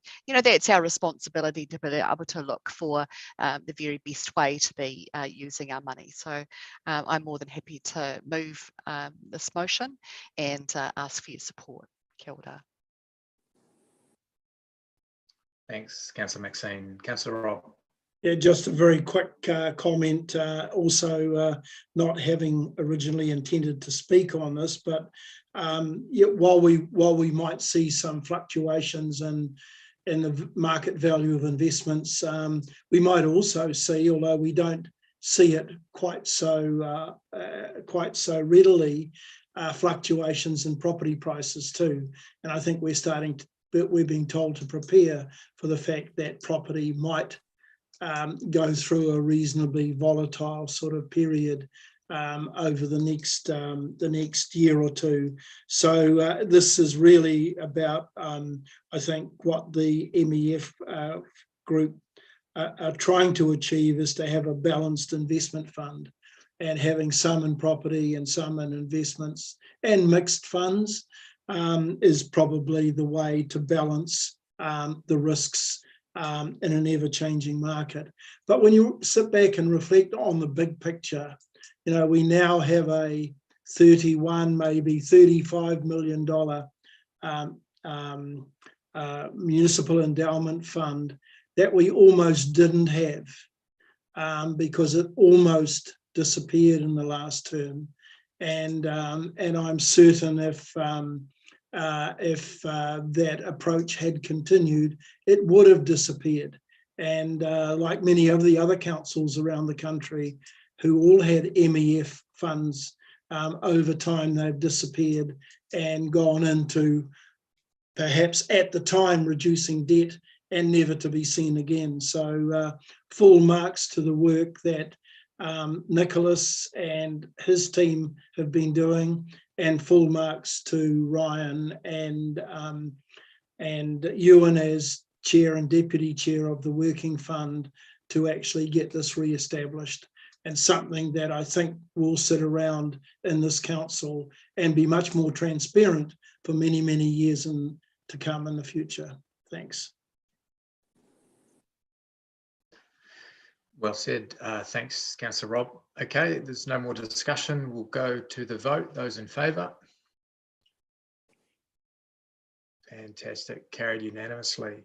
Acknowledge Mark Bunting's joining us. Must have been a little bird whispering to you. Sean, we'll go to your item, event sponsorship activity, and that'll probably close us out for our 1 hour lunch break after. But I'll hand over to you. Okay, thank you, Chairman Ryan. Look, this paper originally was intended to just provide an update review on the sponsorship policy, the event sponsorship policy as it stands. And you'll see in the paper that we're recommending minimal change to the policy under the current guidelines that it sets for us. It works well. It's probably well positioned for the scale of the fund that's in place. And also, I'm suggesting that given that we've had no signals from anyone seeking to increase the level of the fund, and also have a few other constraints taking place at the moment with regards events that will have a bit of a long tail in the city, that the fund as it stands should pretty much stay as is. So there's an attached copy to the of the fund with the recommended changes, which really primarily reflects the new governance regime in place through this committee. The paper, however, does also provide an update on the event itself for the current financial year and how it's tracking. And it has been pretty lumpy because of the impost of the COVID conditions that we've all been having to live through. It's been pretty tough and pretty traumatic for a number of the events organisers that we have signed off to sponsor this year. A number have had to cancel or severely modify their plans. And as a result of that, there is going to be an underspend of the fund, as funds are either returned or balance of payments aren't collected because certain things didn't take place. So that's the state of the play as it is now. We will be coming back to the next committee meeting for the next round of sponsorship fund under this round. I do have a new item I'd like to raise, however, which comes out of the conversation, an earlier agenda item with the Hamilton Central Business Association. But before that, perhaps Chair Ryan, I could invite any questions that people may have on the paper as it stands now before I introduce a new item. Yeah, sounds good. Councillor Mark. Okay, kia ora te whānau. Just a very quick thing, Sean, from me is when the committees were first being set up, we were, this originally was under the Community Committee, and one of the requests we made was that we do keep a community lens on it. And I noticed through the paper, all the draft changes pretty much just take it out of community into economic development. Can you give me some assurance or let me know how we're going to keep the community lens in this as well? Well, I think we have I understand a resolution in certainly earlier meetings of this Council Committee where we were required to consult with yourself and your Deputy Chair from the Community Committee on all of the applications that come through. So the applications for this year, for example, you'll recall we came through to you with our paper in advance, our recommendations in advance, put an advice before we set something more in concrete to then come up to this committee. Right. So I think it's really been beholden upon management to keep you appraised and consult you whenever something is happening here. We need to remember that the essence of this sponsorship fund, whilst it is all about theoretically economic development and activation in the city and exposure for the city and generation of people to come to the city, many of the funds that we sponsor really are also equally, if not slightly more so, directed at the local community for their participation and their either participation directly or coming along as an attendee or audience. So it does have that mixed role, but it is primarily set up as an economic development enabler. Yeah, absolutely. So other than the resolution we have, do we have that down in writing anywhere else? I mean, should we all just suddenly get vaporized and we came back to it's certainly in minutes. We could put it into the policy. My only question mark on that is that the governance structure does change, from traineum to traineum. And at the moment, we have a fairly clear instruction to carry this out. The only other option would be to perhaps adjust the terms of this committee and put a notation in the terms when it comes to the event sponsorship fund to consult with the chair and deputy chair of the community committee.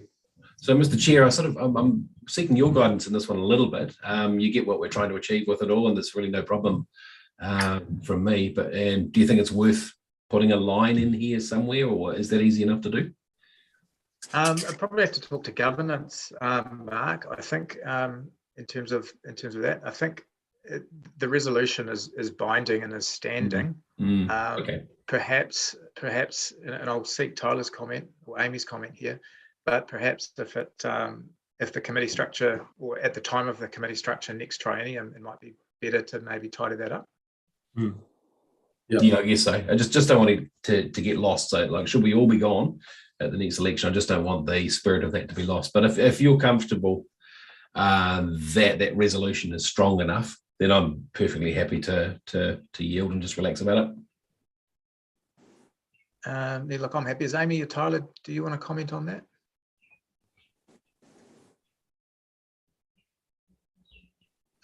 What do you call it? Away from keyboard. AFK. Here's Amy. So yes, the resolution that we have is standing, it is binding, so that will maintain for this triennium. And as we go through the process of setting up the governance structure with whomever is a part of the next council, we will be checking all of those points as well to ensure that we carry things across. So the resolution is it's very binding as it is. So it's binding ongoing after the triennium. Okay, no, that's fine, right? I certainly don't want to make a big thing out of it at all. I just want to make sure that it's actually down in black and white there, and I just didn't see it in the policy. So, okay. Fair enough. Does that give you some comfort? Yeah, it does. Thank you. Yep. Thanks, Sean. Appreciate that. Cool. Okay. Thanks, Mark. I'll move the staff report. I wonder, just before you do that, Ewan, and I'll come back to you, Mangai Porter, whether your other addition, Sean, whether you want to set that up as a further motion, just so we can separate it from the existing staff recommendation, and then we'll come back and talk to it, but it just doesn't muddy the water if people have a view one way or the other.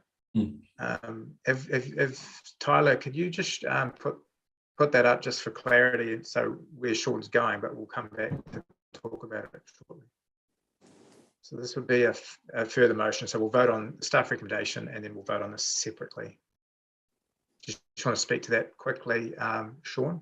Yes, look, first of all, there is a correction to be made to that draft. The first line has 2021/23. That's my error. It should be 22, not 23. Basically, I was listening in on the presentation from the Hamilton Central Business Association and all of your comments about coming out of COVID and what can we do to really bring the CBD back to the fore and encourage people to return when they're allowed to return effectively, whether it's through company policies or whatever. And there was certainly some talk about, things that what can we do at council, what we do as a community, what can HCBE do to get people back to where we were. And I guess what struck me was that we have a surplus in our event sponsorship fund this year as a result of a number of the cancellations. And if we chose to, we could redirect that surplus to what I would refer to as a range of activation events that council could work with and with the Hamilton Central Business Association as a part of a portfolio or a package of initiatives to promote the CBD and come back to the CBD, for want of a better phrase at this point, and deploy that fund. We have redeployed this fund previously under special circumstances and extended it into the following years where there's been some special need. And I just really, it was just an idea or a thought that I had that it could be something that could be really relevant, really useful for us right now to help the businesses downtown get people back in and walking on the streets and visiting their places, particularly the hospitality sector. Okay, thanks, Sean. So we'll just park that there for now. Councillor Wilson, you're happy to move motion 1? Are you looking to move motion 2 at this point? I'm happy to. I saw the exchange of emails, and yes, I am happy. Okay, cool. We'll just put you down as the mover on both of those items for now, and we'll just go back to the discussion, or if there's any discussion around the initial staff recommendation, Mangai Te Pora.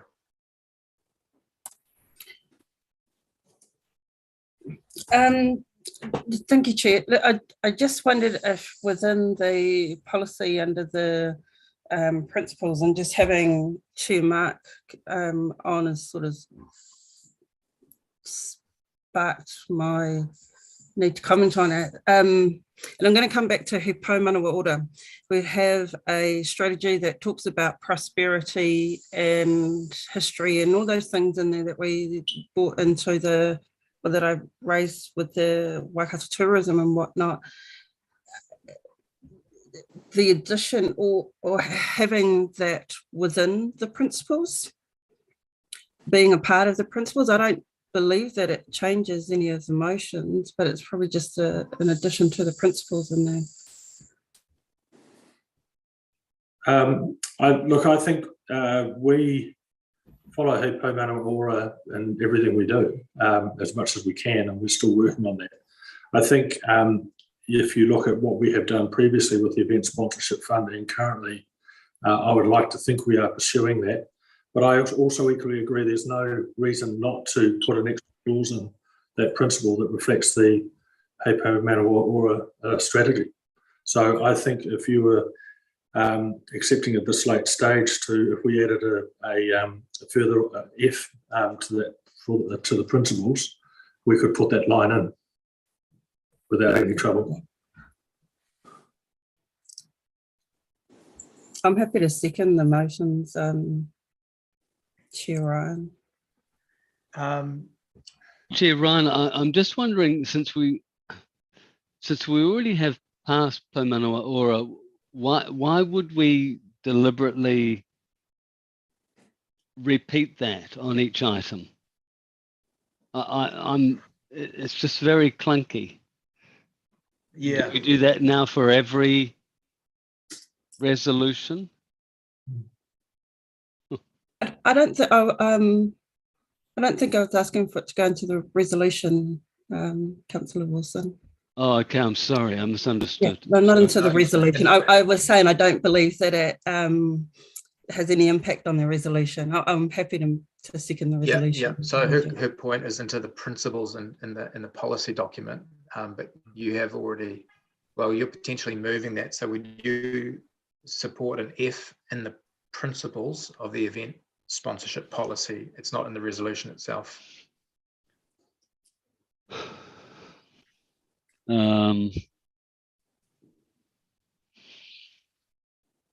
No, so I will withdraw, and I'll let someone else move.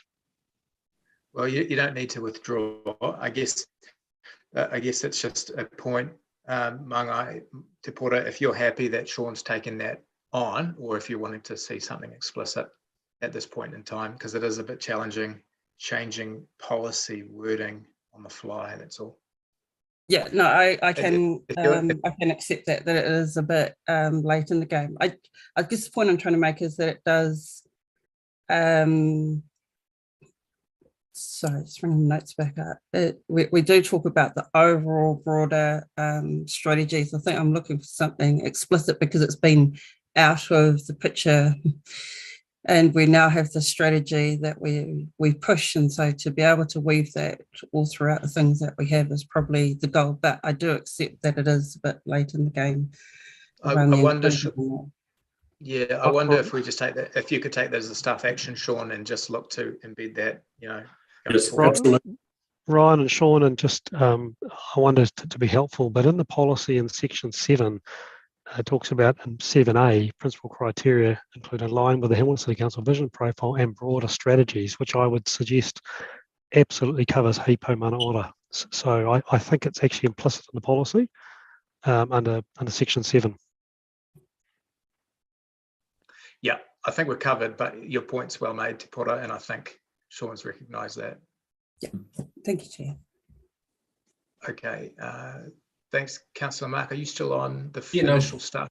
No, just a question on number 2, and forgive me for not being around for the earlier discussion, but do we have a quantum that we're talking about with the returns from the events? Because I'm conscious of our discussions around an item we've got in tomorrow's meeting regards to the Meet or Lose, for example, and I thought that was tagged a little bit from this fund as well, Sean. So can you give me some clarity around what kind of money we're talking about here?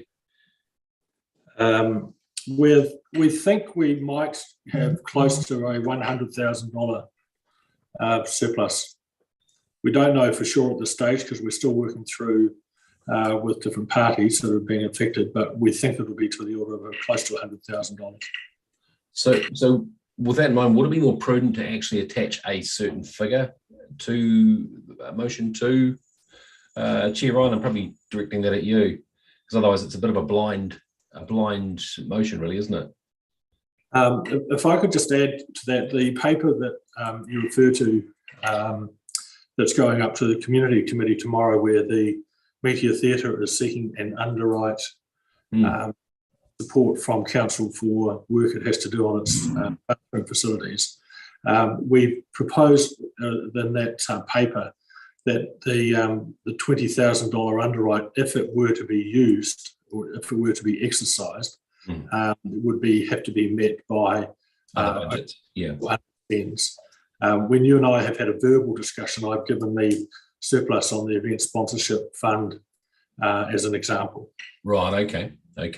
So this does take that out of that picture, but I'm just also wondering, should we actually would it be more responsible to put an up to limit on this, or is it just going to be as much as we can give, sort of thing? It's probably a question more for you, Chair Ryan, on this one. Yeah, I hear you. I guess the cap is implicit in the budget allocation, but that could. Yeah. Because how much is the budget for this event sponsorship, Sean? It's in your policy. It's in the stuff. Well, the total budget is $419,000 annually, but we're talking about, we think we might get close to $100,000 surplus. Yeah, and I certainly don't want to slow that down. I'm very enthusiastic about the intent of this. I'm just wondering, as responsible governance, should we actually be alluding to some specific figure? But I'll rely on the group. Yeah, it's a good point, Sean. I've just got a follow on from that. Given that the HCBA is struggling to use all of their funds currently for activation, is this potentially not really going to assist them? Well, I think obviously it's correct, they're struggling to use their funds, but their fund is over a 3-year period, and they will have to, they do have the regular ongoing things moving forward. But I guess where my thinking was at, that if you want to do something of significance, and I'm thinking more like a campaign type initiative, or a series of small initiatives or events or whatever, you will soak through $100,000 pretty quickly, or surprisingly quickly. So I think as it stands in my understanding in a normal year without COVID and everything else like that, the $100,000 is still that HCBA is still reasonably lean for what they're able to do and achieve in the scheme of things. If we want to do a kickstart to really get the CBD humming again, a few things going so people get more used to being back downtown and everything else like that. It will take a little bit of prolonged activity over time.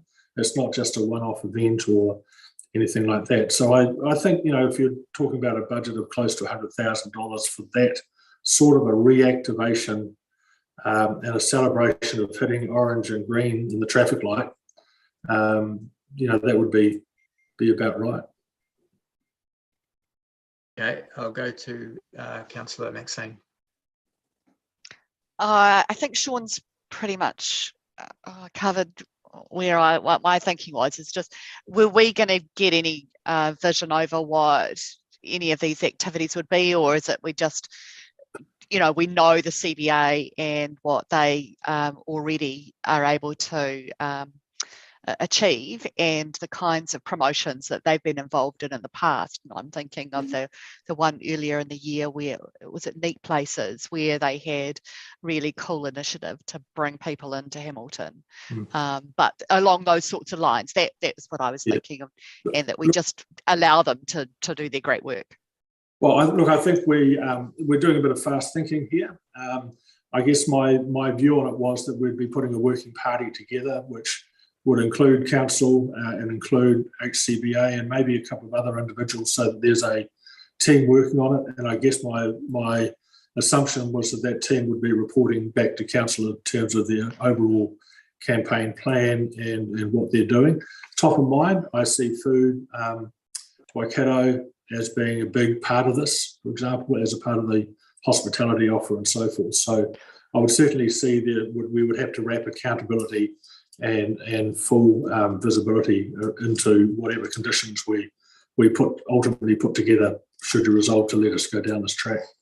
And just in support of Sean, councillors, you'll note that there's an action for the HCBA to report back to the next meeting on their plans for the activation fund. So if this was passed, Sean, that could be incorporated as part of that same report back. Yep. Cool, thank you. Thanks. Just before you, Jeff, yeah, I mean, I just wonder if you could work on something, Sean, that just articulates that touch point, that gives elected members a touch point and some measure of control. It just feels a bit fast and loose at the moment. So perhaps you could just build something into that, subject to Councillor Wilson and Mangai Te Pora being happy with that. Okay. Councillor Jeff, so Deputy Mayor Jeff. Yeah, thanks, Chair Ryan. Look, I guess my question has partially been answered. I was going to ask Sean, wouldn't this be a case of council and HCBA and other, such as Food Waikato, getting together and actually coming up with some, you know, with some exciting plans and reporting back, you know, setting up a subcommittee and reporting back probably to this committee, I would have thought, you know, on progress, rather than just sort of saying, here's 100K, but actually being part of the process. But I think Sean's probably answered that question anyway. Yeah. So, Mike, could I suggest we just have an additional sentence that reads something like, noting that management report back to this committee at its next meeting on proposed plans and outcomes?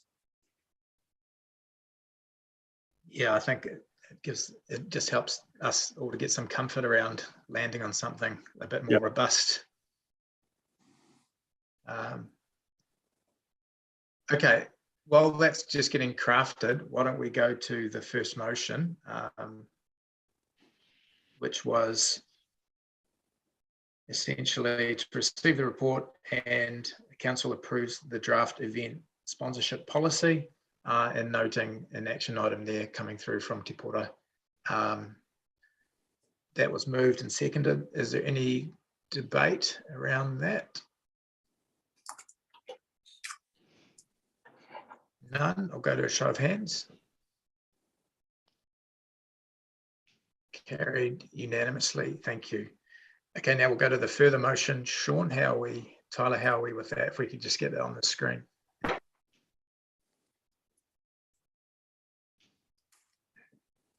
And noting Rob Pascoe's earlier point too, these will come back to council for ratification also, whenever our next council meeting is.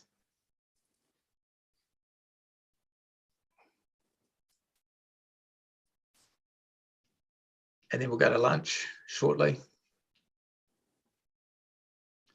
Lunch is always the highlight.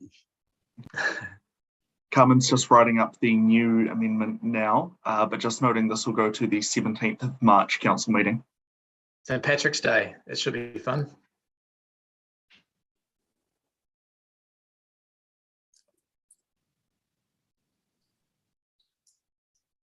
Okay, I'll go to the mover. Councillor Wilson, are you happy with the way that's been articulated?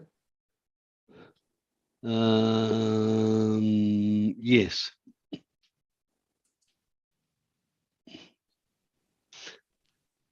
Great. And your second, Mangai Mangai Te Pora, are you happy? Fantastic. Is there any discussion? Noting Councillor Jeff, sorry, Deputy Mayor Jeff, Councillor Wilson as the mover. You have the first bite at the cherry. No need to speak. I'll let the Deputy Mayor have the platform.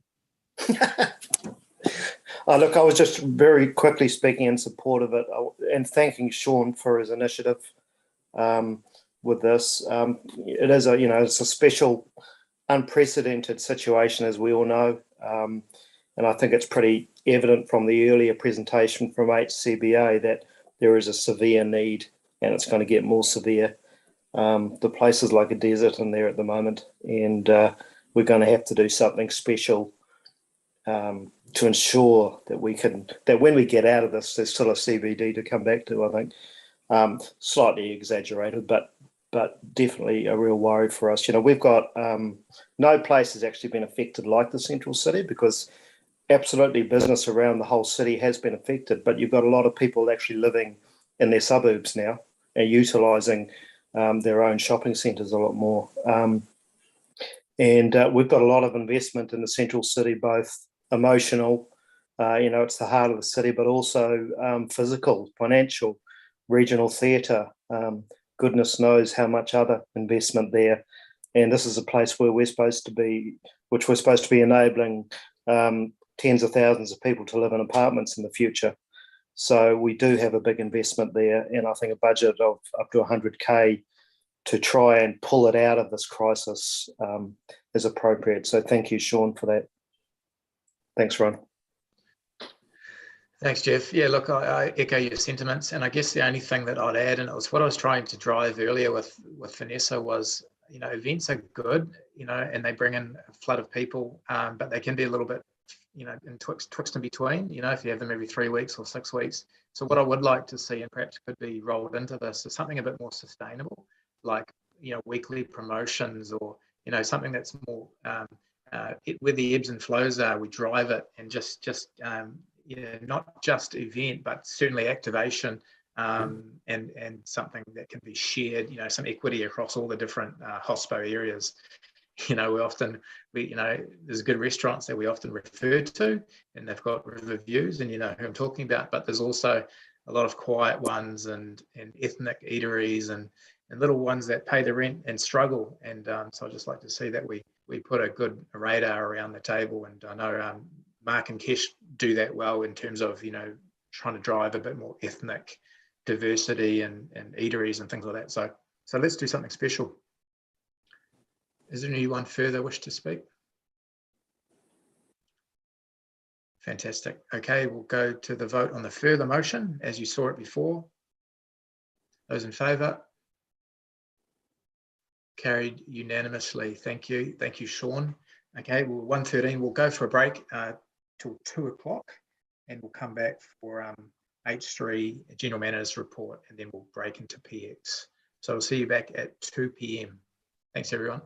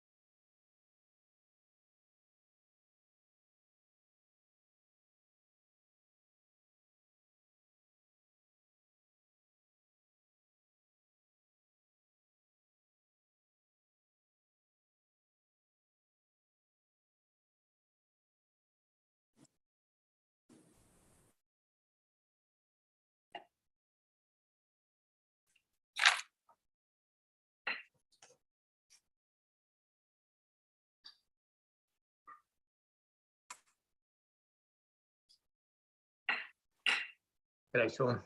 Hey.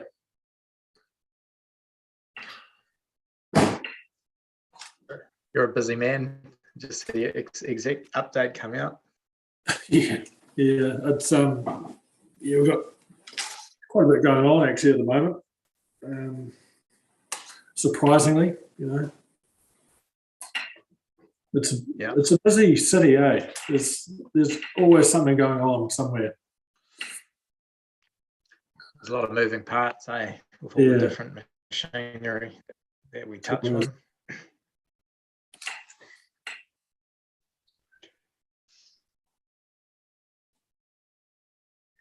looking at all the building consents, like they just continue to go hard. Yeah.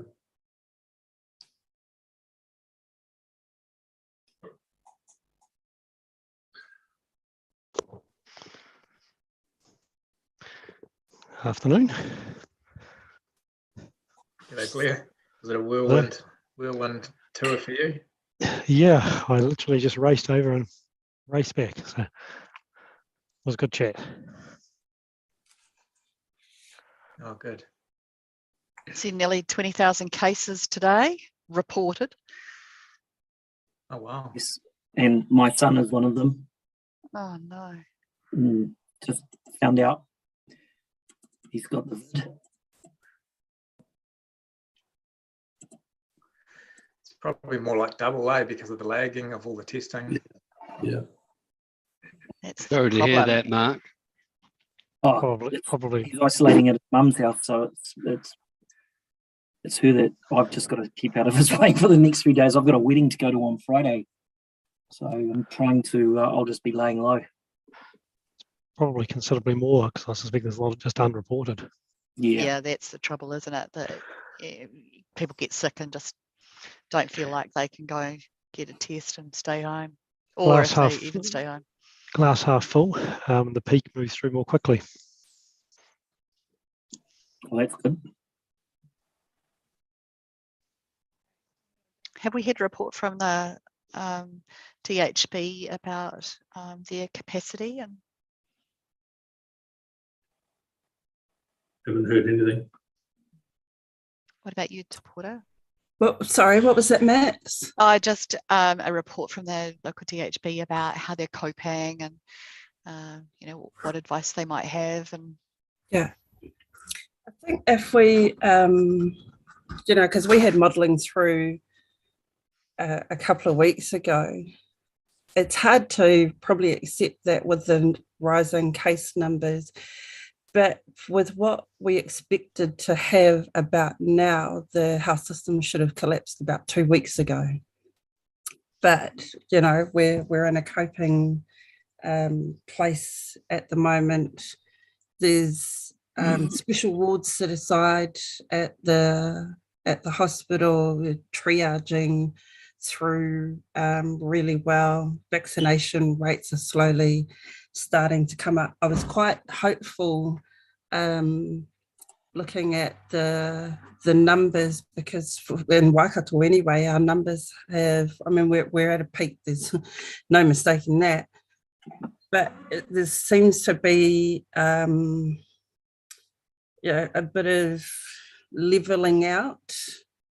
And it might be too soon to say, but we're consistent around the numbers. We haven't shot right up to a 20,000 yet nationally. Our numbers in Waikato is between the 13 to 1,500 range. So that's, in spite of everything, gives us some really good hope. So I think the health system is, for us anyway, is doing not too bad.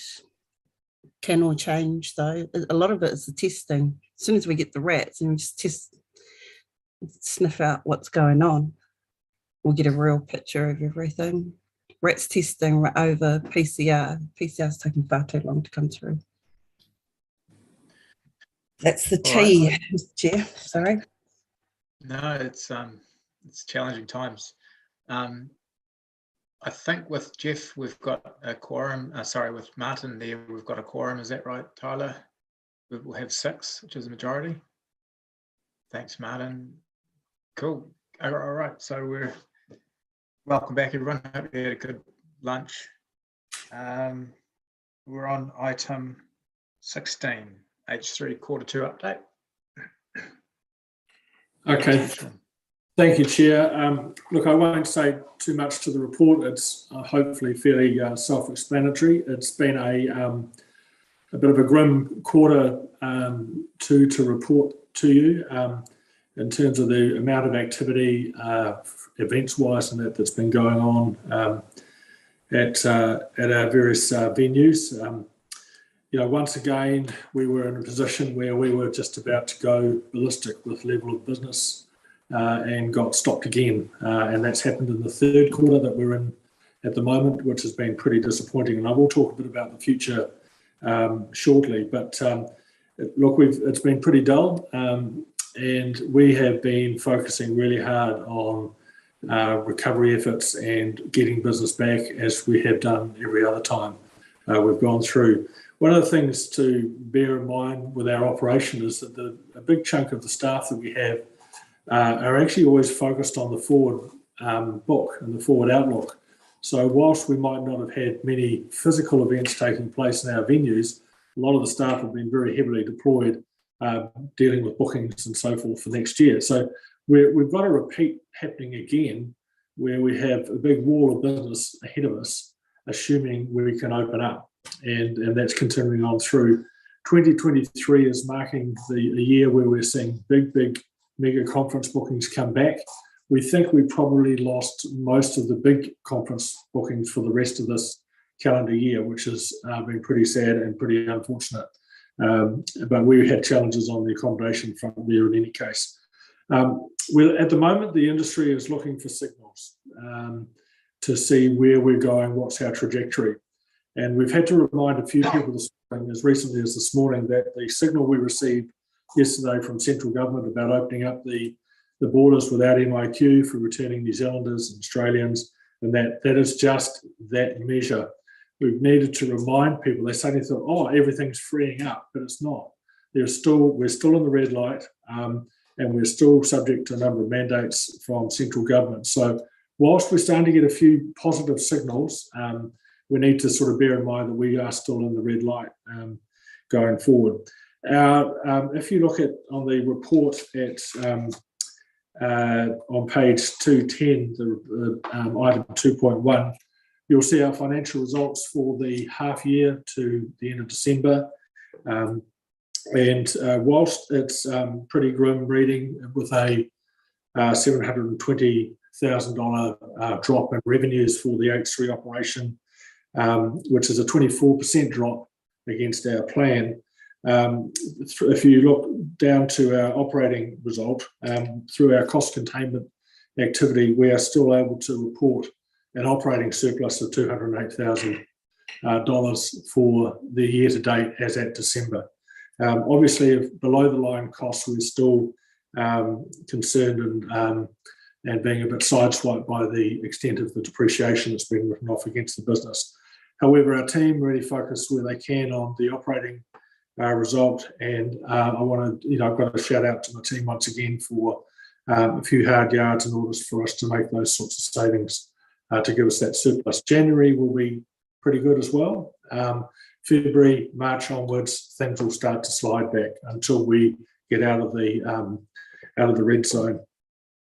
The biggest area that we're working on is getting business events back. I've reported previously that the entertainment sector is going to be a challenge to get back. However, yesterday's news of opening up the borders, or a bit more good signals about opening up the borders, was also good news. And we had a flurry of email contacts from a number of our overseas clients asking, what does it mean?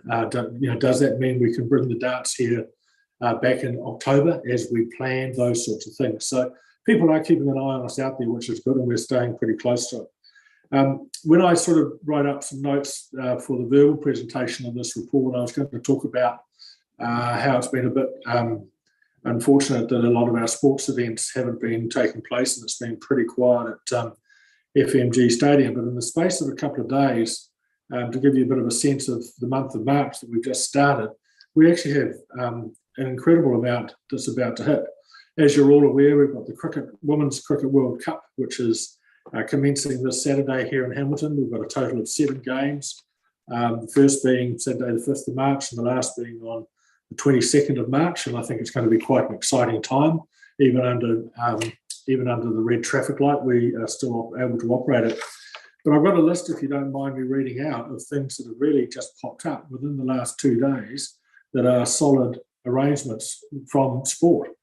And it's just for the month of March. So 10th of March, Women's Super Rugby Tournament at FMG. 13th of March, we've got a women's football tournament at FMG.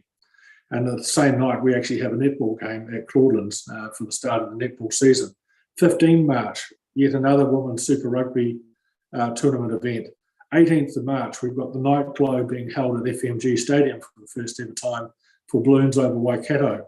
20th of March, Women's Super Rugby Final being held at FMG. And then the 26th of March, we've got the Crusaders playing the Chiefs. So in the space of a few days, that list that I just read out is actually locked and loaded for us. So you can sort of see how things are moving, and it's an encouraging point to see how fast it will move.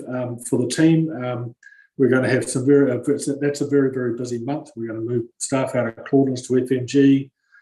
We've got a few things that are having one night after another with Cricket World Cup.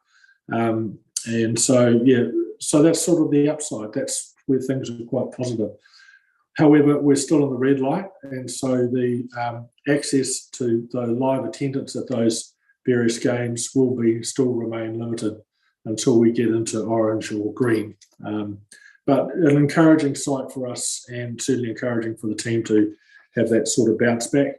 Women's Cricket World Cup is all action now and underway, and things are going well there. Some of the teams are starting to arrive. And we've also got quite a busy period that's, although it's a year away or over a year away, it's serious planning mode and organisation mode for hosting the FIFA Women's World Cup next year. If you picked it up, I hope you picked it up, that this month in March with all the activity, it's a lot of women's sport. And one of the things that if we had more open stadiums and everything else like that, we would have been doing a pretty serious campaign to get as many people as we possibly could into the stands. But obviously that's limited for us, but quite exciting. And we are going to see more of that happening, and we're going to see more women's sport interlaced in amongst the men in future. It's pretty clear. So I don't really have anything else to report. I'm happy at this stage. I'm happy to take your questions. Once again, we focus closely on our budgets. We are comfortable that we've been able to continue to perform ahead or in surplus of our operating at our operating budget level, and we'd like to think we've got a couple more months of that. But the rest of the balance of the financial year, we will continue to be challenged. Thanks, Sean. Excellent to see your cost containment and your ability to deliver on those close to budgets with the challenging circumstances. So it's a standout item. Councillor Rob. Yeah, thanks, Sean, and thanks again for the very concise and detailed report. A couple of questions.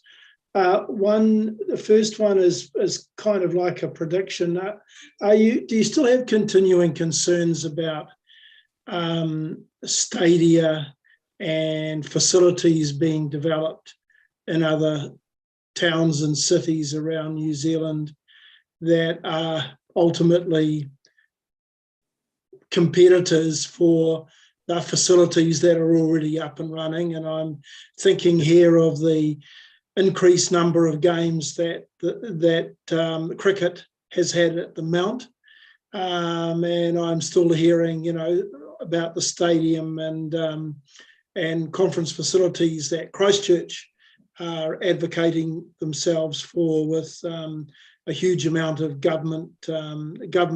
central government funding. Yeah, look, that's a state of nervousness that exists every day and has done for a long time and will continue to do so. With regards to cricket at the Mount, yes, that is. It is a sort of a bit of a competitive threat to us in part. We need to bear in mind that a lot of that is driven by the fact that you have a lot of holiday makers, people that are hitting the sun on the beaches over the Christmas New Year break. So you'll see the intensity of the number of games and at the Mount, for example, over that Christmas break, because they've got a big captive audience for that. And at that time, our weather tends to be a little bit more inclement compared to the Mount. So that's part of the decisions that are made. But absolutely, without a doubt, the stadium in Christchurch coming up is continuing to remain on our radar in terms of potential impact and what that does. And we're actually having a private think tank session coming up shortly with rugby, with provincial rugby and Super Rugby and a couple of other individuals, where we actually look forward and say what will the shape of rugby in the Waikato as it relates to the stadium be in the next 10, 15, 20 years time, because I think it's a very important question for us to ask and answer, especially once we get a more ageing asset and needs a little bit of attention to it. Yes, we're always aware and conscious of that. Very aware and conscious of the new government-funded convention centre in Christchurch as well. However, I'd like to think that our strategy, in order to perhaps overcome our size as a city and the competitive nature of things through our service and through our people and everything else, will hold us in good stead. We know that we're carrying a very, very strong reputation. Our challenge is to keep the bar up and keep lifting the bar, even as new shiny and bright things come through. But it never goes away, Rob. We always talk about it. Okay, the easier questions, I guess, are around the financials. Just your comment about the depreciation and amortization, which has gone up by 600,000 in the 6 months. Do you expect that increase will flow through for a full 12 months, that you'll be $1 million behind in terms of, the budget will have been $1 million less than what was originally budgeted for at year end? Yeah, look, I think that's a question that's better directed to Tracy, who sits on our depreciation, but I would have to assume the answer is yes. And is that the result of a revaluation of the asset rather than any substantial increase in new assets that have been added into your portfolio of assets? Yeah, it's primarily a revaluation of the assets. The only new major thing that we've had are the lights a couple of years ago at Seven Park. Right. Yep. It was primarily revaluation Okay. kicking in. So you've got no control over that, have you? No one has. No. And the last question, Chair, if you'll indulge me, whilst the depreciation's gone up, the finance costs have gone down. Is that the result of retiring a whole bunch of debt at the beginning of the year? Or is it one of these things that, again, you've got no involvement or control over? And it because I would have thought interest rates are tracking upwards, and I would have expected our budgeting maybe to have been less than what the actual finance costs were.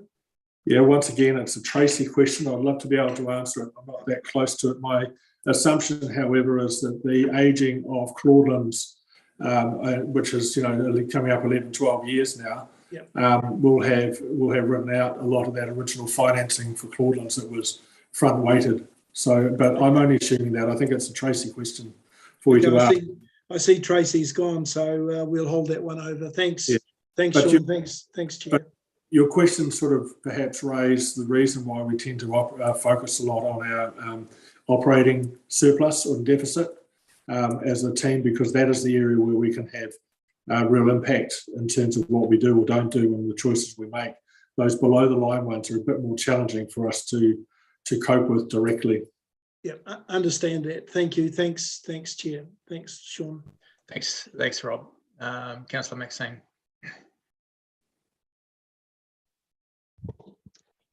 Thank you. God, trying to unmute myself. Sean, thank you.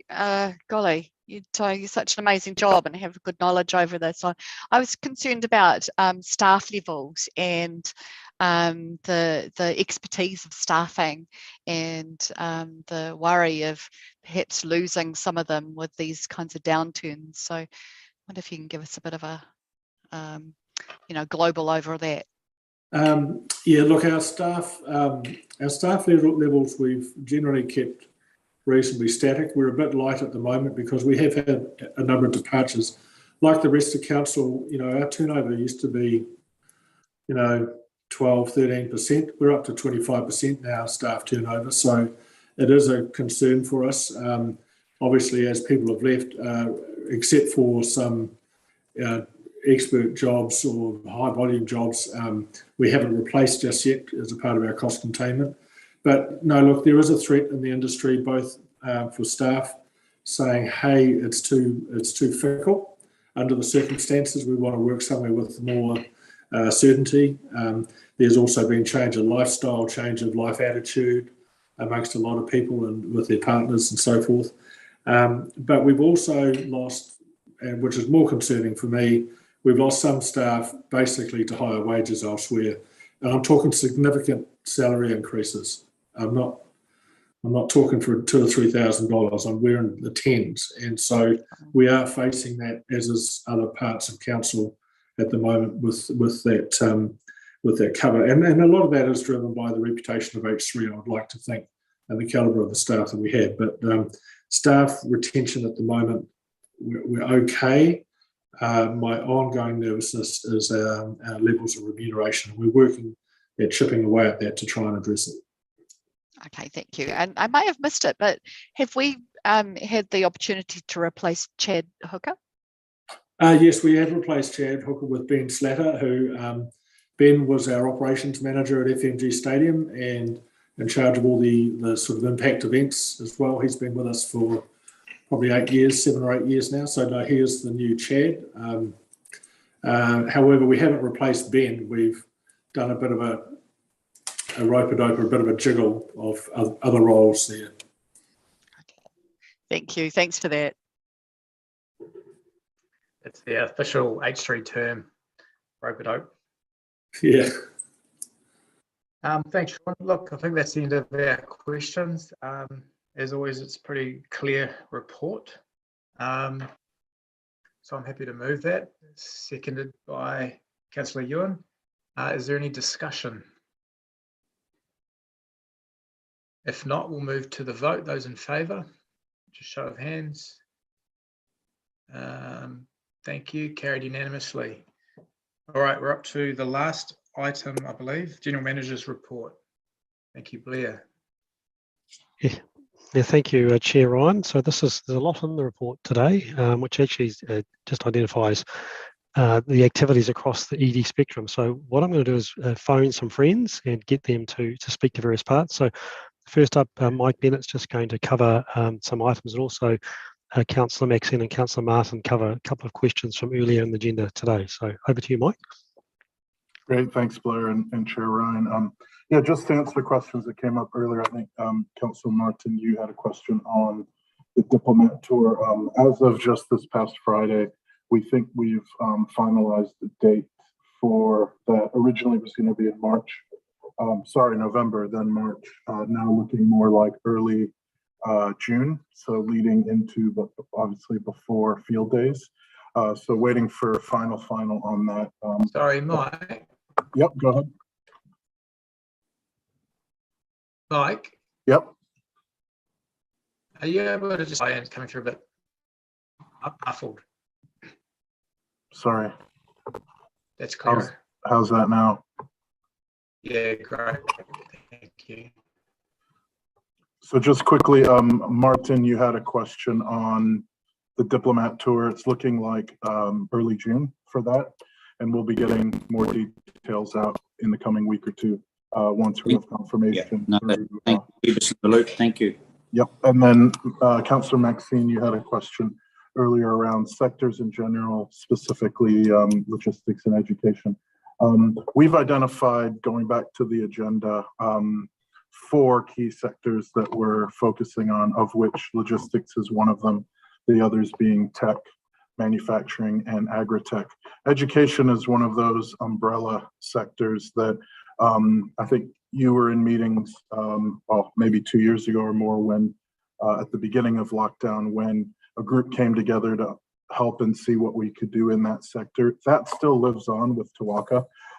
They're working closely on a Destination Waikato project that we're supporting to help, as things open up, to help promote the Waikato as a location for international education. But beyond that, there are people like Matt Bolger and Stephen Joyce and Klaus from Wintech who are ingrained in a lot of the work we're doing to make sure that that education is part and parcel to the other sector work we're doing. So it's very present in that respect. Thank you. And then just to highlight a quick few items from the GM report that we'll take otherwise as read.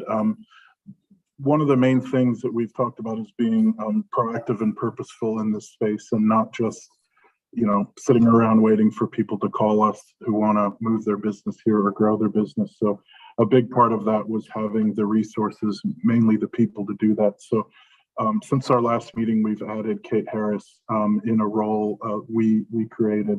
One of the first roles that Blair identified as needing as he became GM, in a role of business relationship advisor, to really empower and put a ton of effort into those face-to-face, or I guess Zoom to Zoom right now, connections with our companies.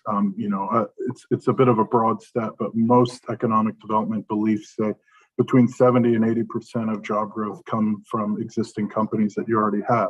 So there's always a lot of attention around new companies, which is important, but making sure you take care of who you already have is a key factor. So Kate's really hit the ground running and had a number of beginning meetings with businesses already here, and that will only continue. A big part of being able to do that successfully is having a functioning website. And Chair Ryan flagged this months ago, really just how outdated the economic development presence was.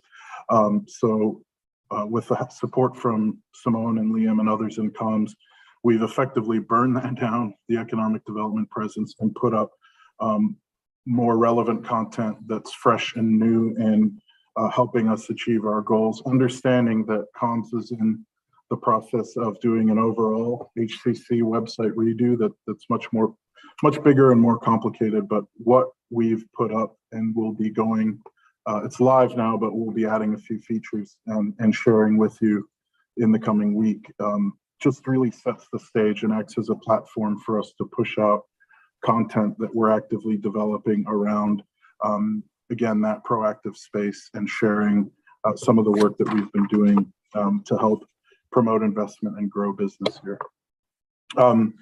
So that really will have three parts. One is economic development I've spoken about, and then the other is growth analytics that Greg will just touch on very quickly as he sort of leads that space with Andy Zhao.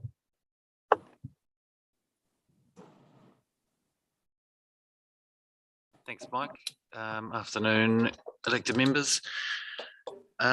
Yeah, just as Mike's laid out there, so we've really spun the wheels fast in the last couple of months to get live three sort of distinct areas of web pages, essentially, that my unit deal with. So as Mike's described, economic development, and two other important ones, economic insights and growth analytics. And just to quickly summarize what you'll see on there, so economic insights is the quarterly economic indicator reports. We're also we're developing and soon we'll produce our first annual economic report for Hamilton. So that will give an in-depth review. This is the calendar year. It just takes a little while for the data to come through. This will be an in-depth review of the year, the calendar year of Hamilton's economy, plus some feature type pieces as well. So try to give like a really good overview of Hamilton, and more broadly, we're doing some work around and connecting with the region and that sort of thing as well. And there'll also be economic analysis, regular economic analysis, like the one that starts on page 62 of Blair's report. And the second piece is the growth analytics, so a web page that houses our growth analytics. This has been a bugbear of mine for a long time, that we've got a wealth of data there, and now we've got the opportunity to present it on a web page and in a series of user-friendly dashboards. It's internal and external data, but we are obviously the owners and holders of very rich consenting data in particular, and other data that we collect. And so the dashboards on that growth analytics page include things like developer-ready land, maps, wealth, like I said, of consenting information, house prices, population and jobs, and much more. So I guess it's a great live resource and a single source of the truth. So we are hoping that yourselves and others in the organisation community get familiar with it, and it's an efficient way to go and find quick answers and insights. And we're also, we welcome feedback on it, because elected members in particular are one of our primary stakeholders in it. So we'd appreciate feedback into the future as well. Happy to take any questions about that, or back to Mike.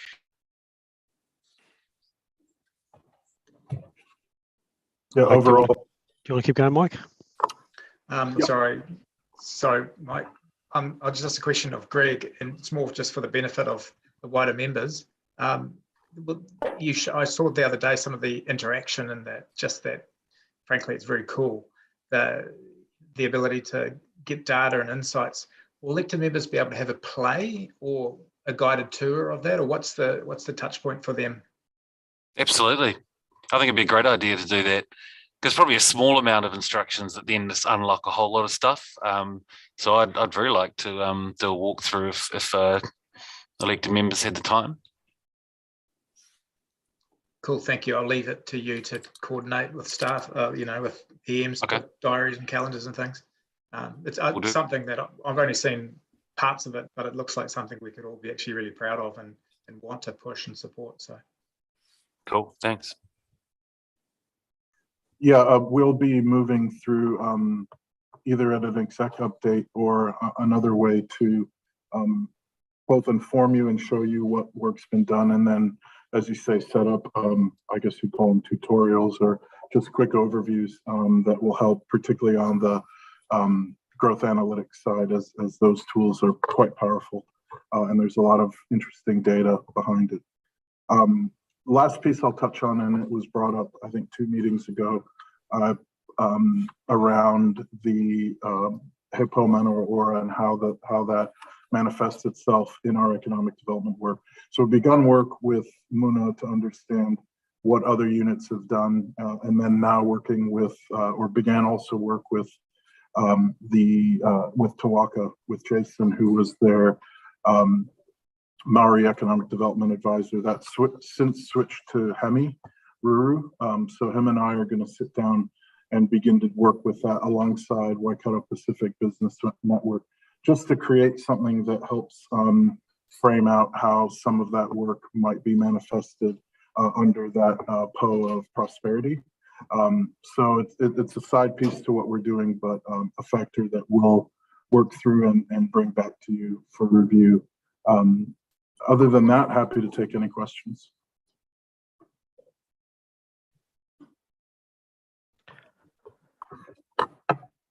Chair Ryan, there's no questions on the economic update. I think we'll move across to Nicholas and the property update. But just first, before I do, just want to acknowledge the work that Mike and Greg and the teams have done, particularly on the website. It is, as they have said, quite amazing. And I think it represents a lot of work that's gone on for a period of time in the background. So the team do look forward to showcasing that with you. I would also note that there's a very comprehensive presentation at the very end of the agenda, which is referred to from section 62 of the report. And we have on the line Tiki as well as Greg to respond to any questions on there. So I think there's a sort of a comprehensive economic snapshot and update as to both the local economy, things worldwide, and I guess some commentary looking into the future. So again, the team is there to take questions. And while you may think of those questions, Nicholas may wish to introduce his item. Thanks, Blair. Yeah, a couple of things. Firstly, Victoria on the river buildings. So we're in the request for proposal stage at the moment, and we're working with 4 very strong developers, 2 based in Hamilton and 2 based in Auckland. We had originally set a deadline for the RFP stage at the 18th of March, but we've received requests from at least 2 of the developers to extend that out to the end of March to give them sufficient time to prepare a really detailed proposal. So we will be doing that. And of course, then we move into the evaluation stage. It's quite likely that what we end up with are quite different proposals, potentially 4 very different proposals. So we'll need to work out how we evaluate those, given that they're not necessarily, we won't necessarily be comparing apples with apples. But what I can say at this stage is that the process is tracking well, and I'm extremely encouraged by the calibre of the 4 respondents that we've got who are engaging in that second stage. Any questions on that one? No. Rent relief. Well, you've obviously heard from parties earlier in the meeting about the issues that hospitality tenants particularly are having in the traffic light setting. I won't go over that again. Suffice to say, what we expected to happen, which was that trade would resume pretty much to normal under the traffic light system with all of the protections there, has not happened, particularly for hospitality. And it seems largely the case that people just simply are not going out to cafes and restaurants in the way they used to. So anecdotally, we're hearing reports of downturns in business from anywhere to 50 to 90%. What we're suggesting here is a slight change of the scope of the rent relief that the council provides to its own tenants. Previously, we've provided relief to tenants in both retail and hospitality. What we're suggesting now is that is a much more targeted response just in terms of hospitality. The 2 other variables here are the duration of that relief. We're suggesting 6 months backdated to the 3rd of December, which is the time we moved out of the level setting into the traffic light setting, but running for a period of 6 months. And then the third variable, obviously, is the quantum of relief supplied. And we're suggesting that should be 50% of rent. I have tested those settings with the largest of our tenants, and the advice I've received back is that they feel that those are fair and reasonable settings, given the uncertainties of the Omicron wave, and particularly where that will peak and the tail end of that. So really happy to take any questions on the rent relief package we're proposing. Thanks, Nicholas. We've got Councillor Martin. Apologies, Mr. Chair. My question related to the Arts Post land. I'm happy to delay that question until the rent relief questions are dealt with. It's all right. It's all property related. Nicholas, do you want to talk to that, or you? Yes, happy to take the question now. Yeah. Okay. Look, it's just as we know, that's not just, if you like, a development option. It may be, but there's a huge public interest, public realm, public space. And when you say staff are now working with the Municipal Endowment Fund, working hard to consider options for the land, do we have our city planner and people like Maria Barry in that? All I'm doing is I'm wanting, I think, my understanding is that we're having a holistic view of the options for that land. So I think that is very distinct from even Victoria on the River, where it was a clear trend where there was going to be a Central City Park. The majority of councillors moved from that. Obviously, we've got other issues in other parts which are essentially commercial in their orientation, but of good urban development too. This one is slightly different in my view. Yes, look, thank you for that. I appreciate what you're saying there, and I think that the short answer is yes, we do understand the sensitivities of that site. I suppose really what we're saying is effectively That site has always been identified as a future development site of some sort, but it needs to be considered in the context of its location in the real heart of what will become a cultural precinct, with the museum on one side and the theatre on the other, and that all parties who have an interest in making sure that the outcome is the best possible outcome it be, i.e. planners, our urban design people, will be part of that conversation. But it's not one that is receiving immediate attention at the moment. Yeah, no, thank you. I'm just really anxious that, you know, I'm not, I have a totally open mind, but I think you've answered that really well, that this one you're going to do, it's a totally, you know, in other words, what I'm seeking is that when things come back to council, you know, whether it's an interim report or interim thinking, that obviously all of council comes on that particular journey, given the strategic nature of that land. And in the end, it may be like it was with, it may be a majority minority situation, but at least there's some touch points. Yes, no, I think we fully understand that. Yeah, thank you. Thanks, Martin. Councillor Rob. Yeah, thanks, Chair, and thanks, Nicholas, for the report. Just a question on the rent relief that we're offering to our hospo tenants. Have we tested that level of relief at the relief that we're offering to them with those of other hospitality landlords to see whether or not, you know, we're roughly on a level with what they are offering to their tenants? Yes, we have, and I'd say it's consistent with that. Parties tend to take different approaches. So big players generally want to will roll out a specific set of measures, if you like. Smaller players will tend to be a little bit more case by case, so they won't necessarily have a level. They'll say, well, look, you know, you can afford an additional X and you can afford additional Y, or whatever it is. But we've certainly asked around, and what we're doing is not out of kilter with what other parties are doing themselves. Okay, that's great. Thank you. Thanks, Chair. Thanks, Rob. Blair. Look, thank you, elected members. Those are the key matters that we wanted to highlight for today's public general manager report. I do note there's some other items in PX. So, Councillor Ryan, any further questions or back to the resolutions? Thanks, Blair. If everyone's content, we'll move the recommendation, noting that this is a recommendation on that rent relief, page 226. Anyone like to move that? Thanks, Ewan. Seconded, Councillor Rob. Great. Any discussion? I'll just, in keeping with my commentaries, look, just want to acknowledge the team.